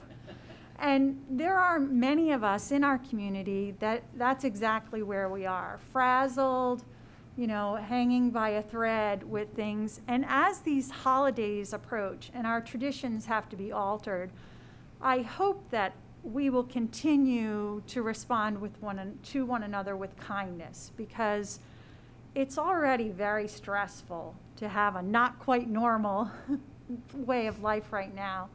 And I hope that we'll be graceful with one another and kind to one another, because so much is incumbent upon us to model that. We work with children, so we have to model at an extra level, because we're putting ourselves out there as examples of what should be, how we should be kind, how we should be respectful, how we should treat one another with compassion. So I hope as we continue to make a lot of difficult decisions throughout the rest of this year, we're able to do that. And again, to that COVID team, because I don't really expect that it will go down right away without some sort of intervention that is beyond us, but hopefully within the community, folks will continue to act responsibly throughout this holiday period and as all of our college students come home. Because so much of this, so much of what we're seeing with the increase of cases is oftentimes in our high schools, and it's not necessarily something happening at school, but outside of school. And yes, the environment was created at school where we're social now, and then we're having a party after on a weekend, or we're engaging in some behaviors that are risky. Vaping, sharing a vape pen is not really a safe thing to do. So these are important things that I hope we keep in mind for our community's sake, that we remember to look out for one another during the rest of this year as we approach winter. Thank you. Yeah, well stated. Anybody else? Okay, well, this past week, FSBA had their Board of Directors and committee retreat with the president. It was virtual. That's usually our leadership time, as well as some work that we're doing. This year, we're working on updating our strategic plan. We spent an entire day working with a facilitator that helped us lay the groundwork for it. That work has been sent to the Long Range Planning Committee, and hopefully, with fingers crossed, there will be some sort of product to share with the entire general membership in December. So they're going to have the conference at the beginning of December, and then I believe it's like a week later. I've tried to pull up my calendar and dates are missing. For the general membership meeting. At that general membership meeting, we will be voting on, you'll probably have the, hopefully, strategic plan presented to you, but we will also be voting on the final outcome of the FSBA legislative platform. So I want to encourage you to watch for email and see when the registration opens and put that on your calendar. And because it would be, it's interesting. Very interesting to try to do it. We did a practice run using the platforms for what we're using for the conference, and we'll work through it. We'll get there. Okay. And it will be smooth by the time we do the conference. But anyway, so be watching for that, because it'll be a little different. They're also going to have things for those that register. They'll have the programs or the workshops and, you know, the speakers and general sessions and that type of thing online for about 30 days afterward. So if you didn't get a chance to go to one of the workshops because two of them are at the same time, you'll be able to go back and look at them at a later point. So you'll be getting more information about that as time goes by, but that's what we did at our Board of Directors workshop. Okay, yes, ma'am. FSBA also is providing opportunities for us to get points, Mm-hmm. and it's called the FSBA Bingo. And Yes. it is quite, no, it's really a lot of fun.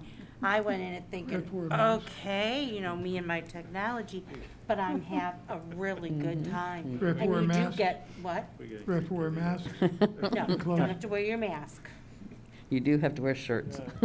Yeah. Oh, my. Please do.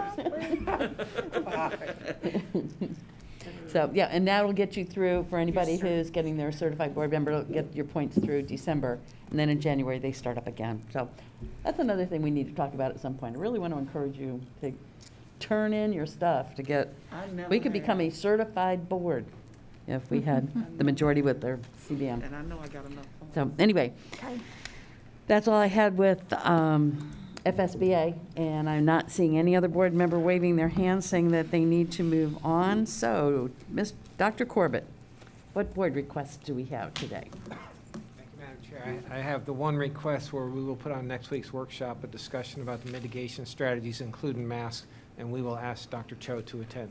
Very good. Thank you. Thank you. I love that. All right, the next item is our board evaluation. We always hold that after we have listened to the public. And so at this point, I will adjourn the meeting if there is no no one saying that this is inappropriate, or they don't want to, or they want to continue the meeting. So hearing no discussion, we will adjourn and move on to our speakers from the public. Mrs. Simonetti, do we have some? Board members and Dr. Grego, we have 3 persons signed up under general public comments. Our first speaker is Maria Cantonis. All righty. When's the meat being delivered? Like a meat locker.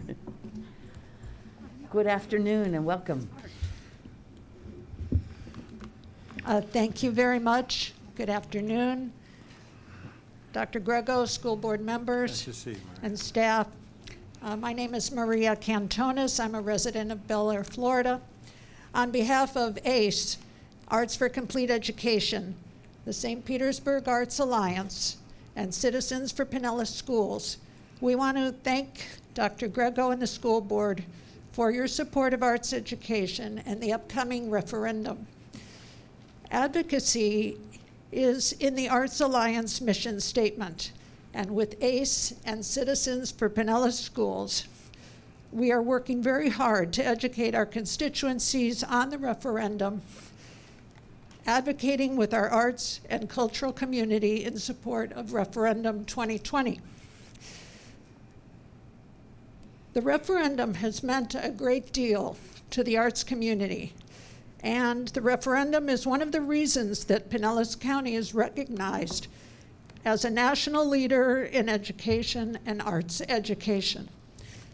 From teacher salaries to the arts, reading programs, and technology, the referendum funds make a difference to every student and teacher every day of the school year. Some quick facts. Since 2004, voters have regularly approved a $500,000 property tax to enhance Pinellas school funding. The next renewal is on the November 3rd ballot. The ballot language requires specifically that this money be spent to recruit and retain quality teachers, preserve reading programs, and music and art classes, and to provide current textbook and technology. In 2019, the average single-family homeowner paid $86.85 for the year, which is about $7.15 a month. The average condo owner paid $77.61, or less than $6.50 a month, producing approximately $44.5 million for our schools. Yes, I did say $44.5 million. The referendum provides a dedicated local source of funding over and above state monies. Every penny benefits Pinellas students and teachers and is monitored by an independent citizens review committee to ensure that the money is spent as the voters have intended, and that independent citizens review committee reports regularly to the school board. 80% of the revenue supplements teacher salaries with an additional $5,231 for the 2020-21 school year as part of their base salary. Okay, thank you. Oh, I'm sorry, I Yeah, thought maybe that was it a did, it rang, In any yeah. event, we are most grateful and appreciate your service, and thank you for this opportunity and the opportunity to help inform our voters before November 3. Thank you. Yep, and thank you. And for those who are looking to vote, it's the very, very last thing on the second page, front, back, second page. We very, very last, so we encourage you to look for it and vote.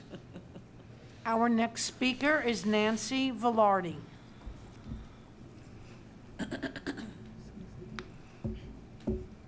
Good afternoon. Good afternoon. Pinellas County Schools has a bit of a problem. I have mentioned this before, and while we are trying to rectify the disparity of intention that occurs from the lack of true collaboration, it's difficult to reverse the damage of so many years of top-down leadership in a short period of time. It is crucial that we do so, especially during this year of extraordinary circumstances. Dr. Grego has just told the media that all 14,000 or 13,700 students who wish it to be placed back into the schools. I understand that the governor wants all children back in school buildings, so do we all.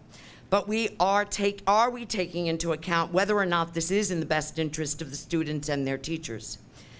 There are already classrooms where the desks are only 3 feet apart. How much closer together should we be seating children, especially when mask breaks must be taken throughout the day? And are the teachers being involved in the decision-making process of how and where exactly to place these children in the safest possible classrooms where there is still enough room to maintain adequate social distancing? At the beginning of the school year, about 2/3 of the teachers were thrust into simultaneous teaching with no discussion or collaboration. Approximately 1/3 were involved properly in the process of these decisions. While the teachers in the second category were equally unimpressed and unhappy with the substandard mode of delivering instruction, they coped far better than their counterparts because they had been given all the facts and allowed to come to these conclusions themselves along with their administration. When you allow buy-in through true cooperative discussions, the very same conclusion will have very different reactions. The teachers forced into this mode of teachers without consultation were justifiably much more miserable with the outcome.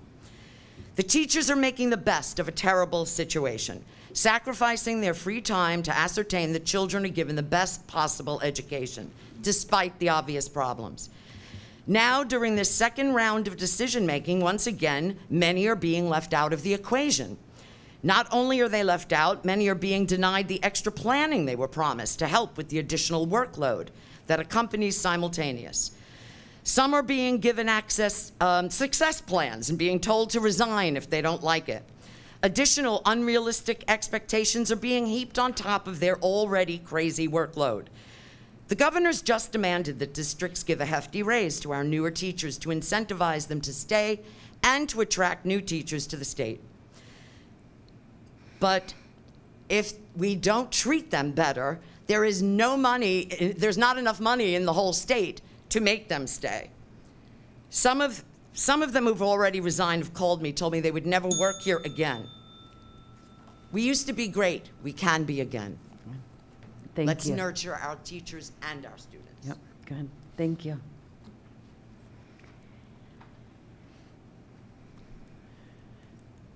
Our next speaker is Greg Garvin.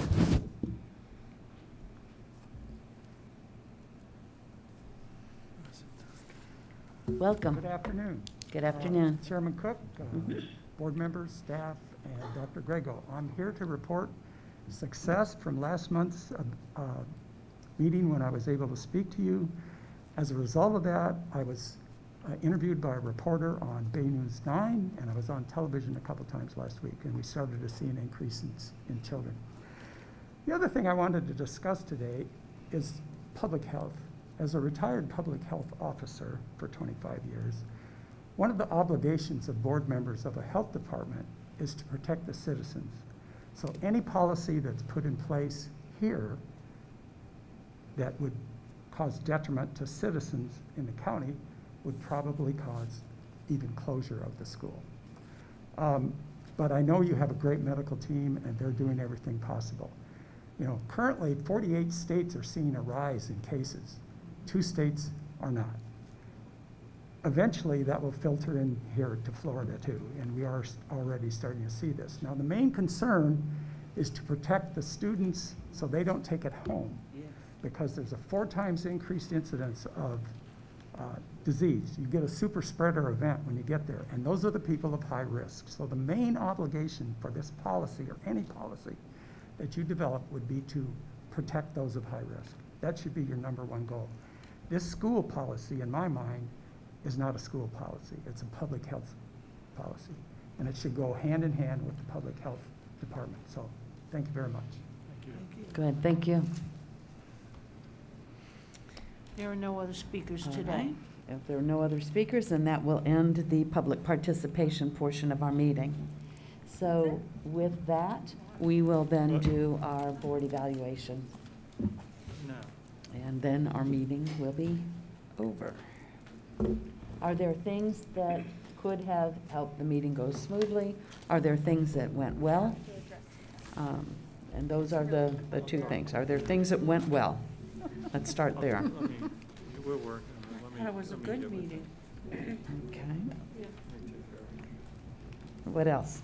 Anything else that went well? I think we had good discussion on several items, personally. Yes, ma'am. Anything else? Okay, and what could we do to make our meeting either better or more efficient? Drop the The temperature, raise it a little bit? it's like a meat locker in here.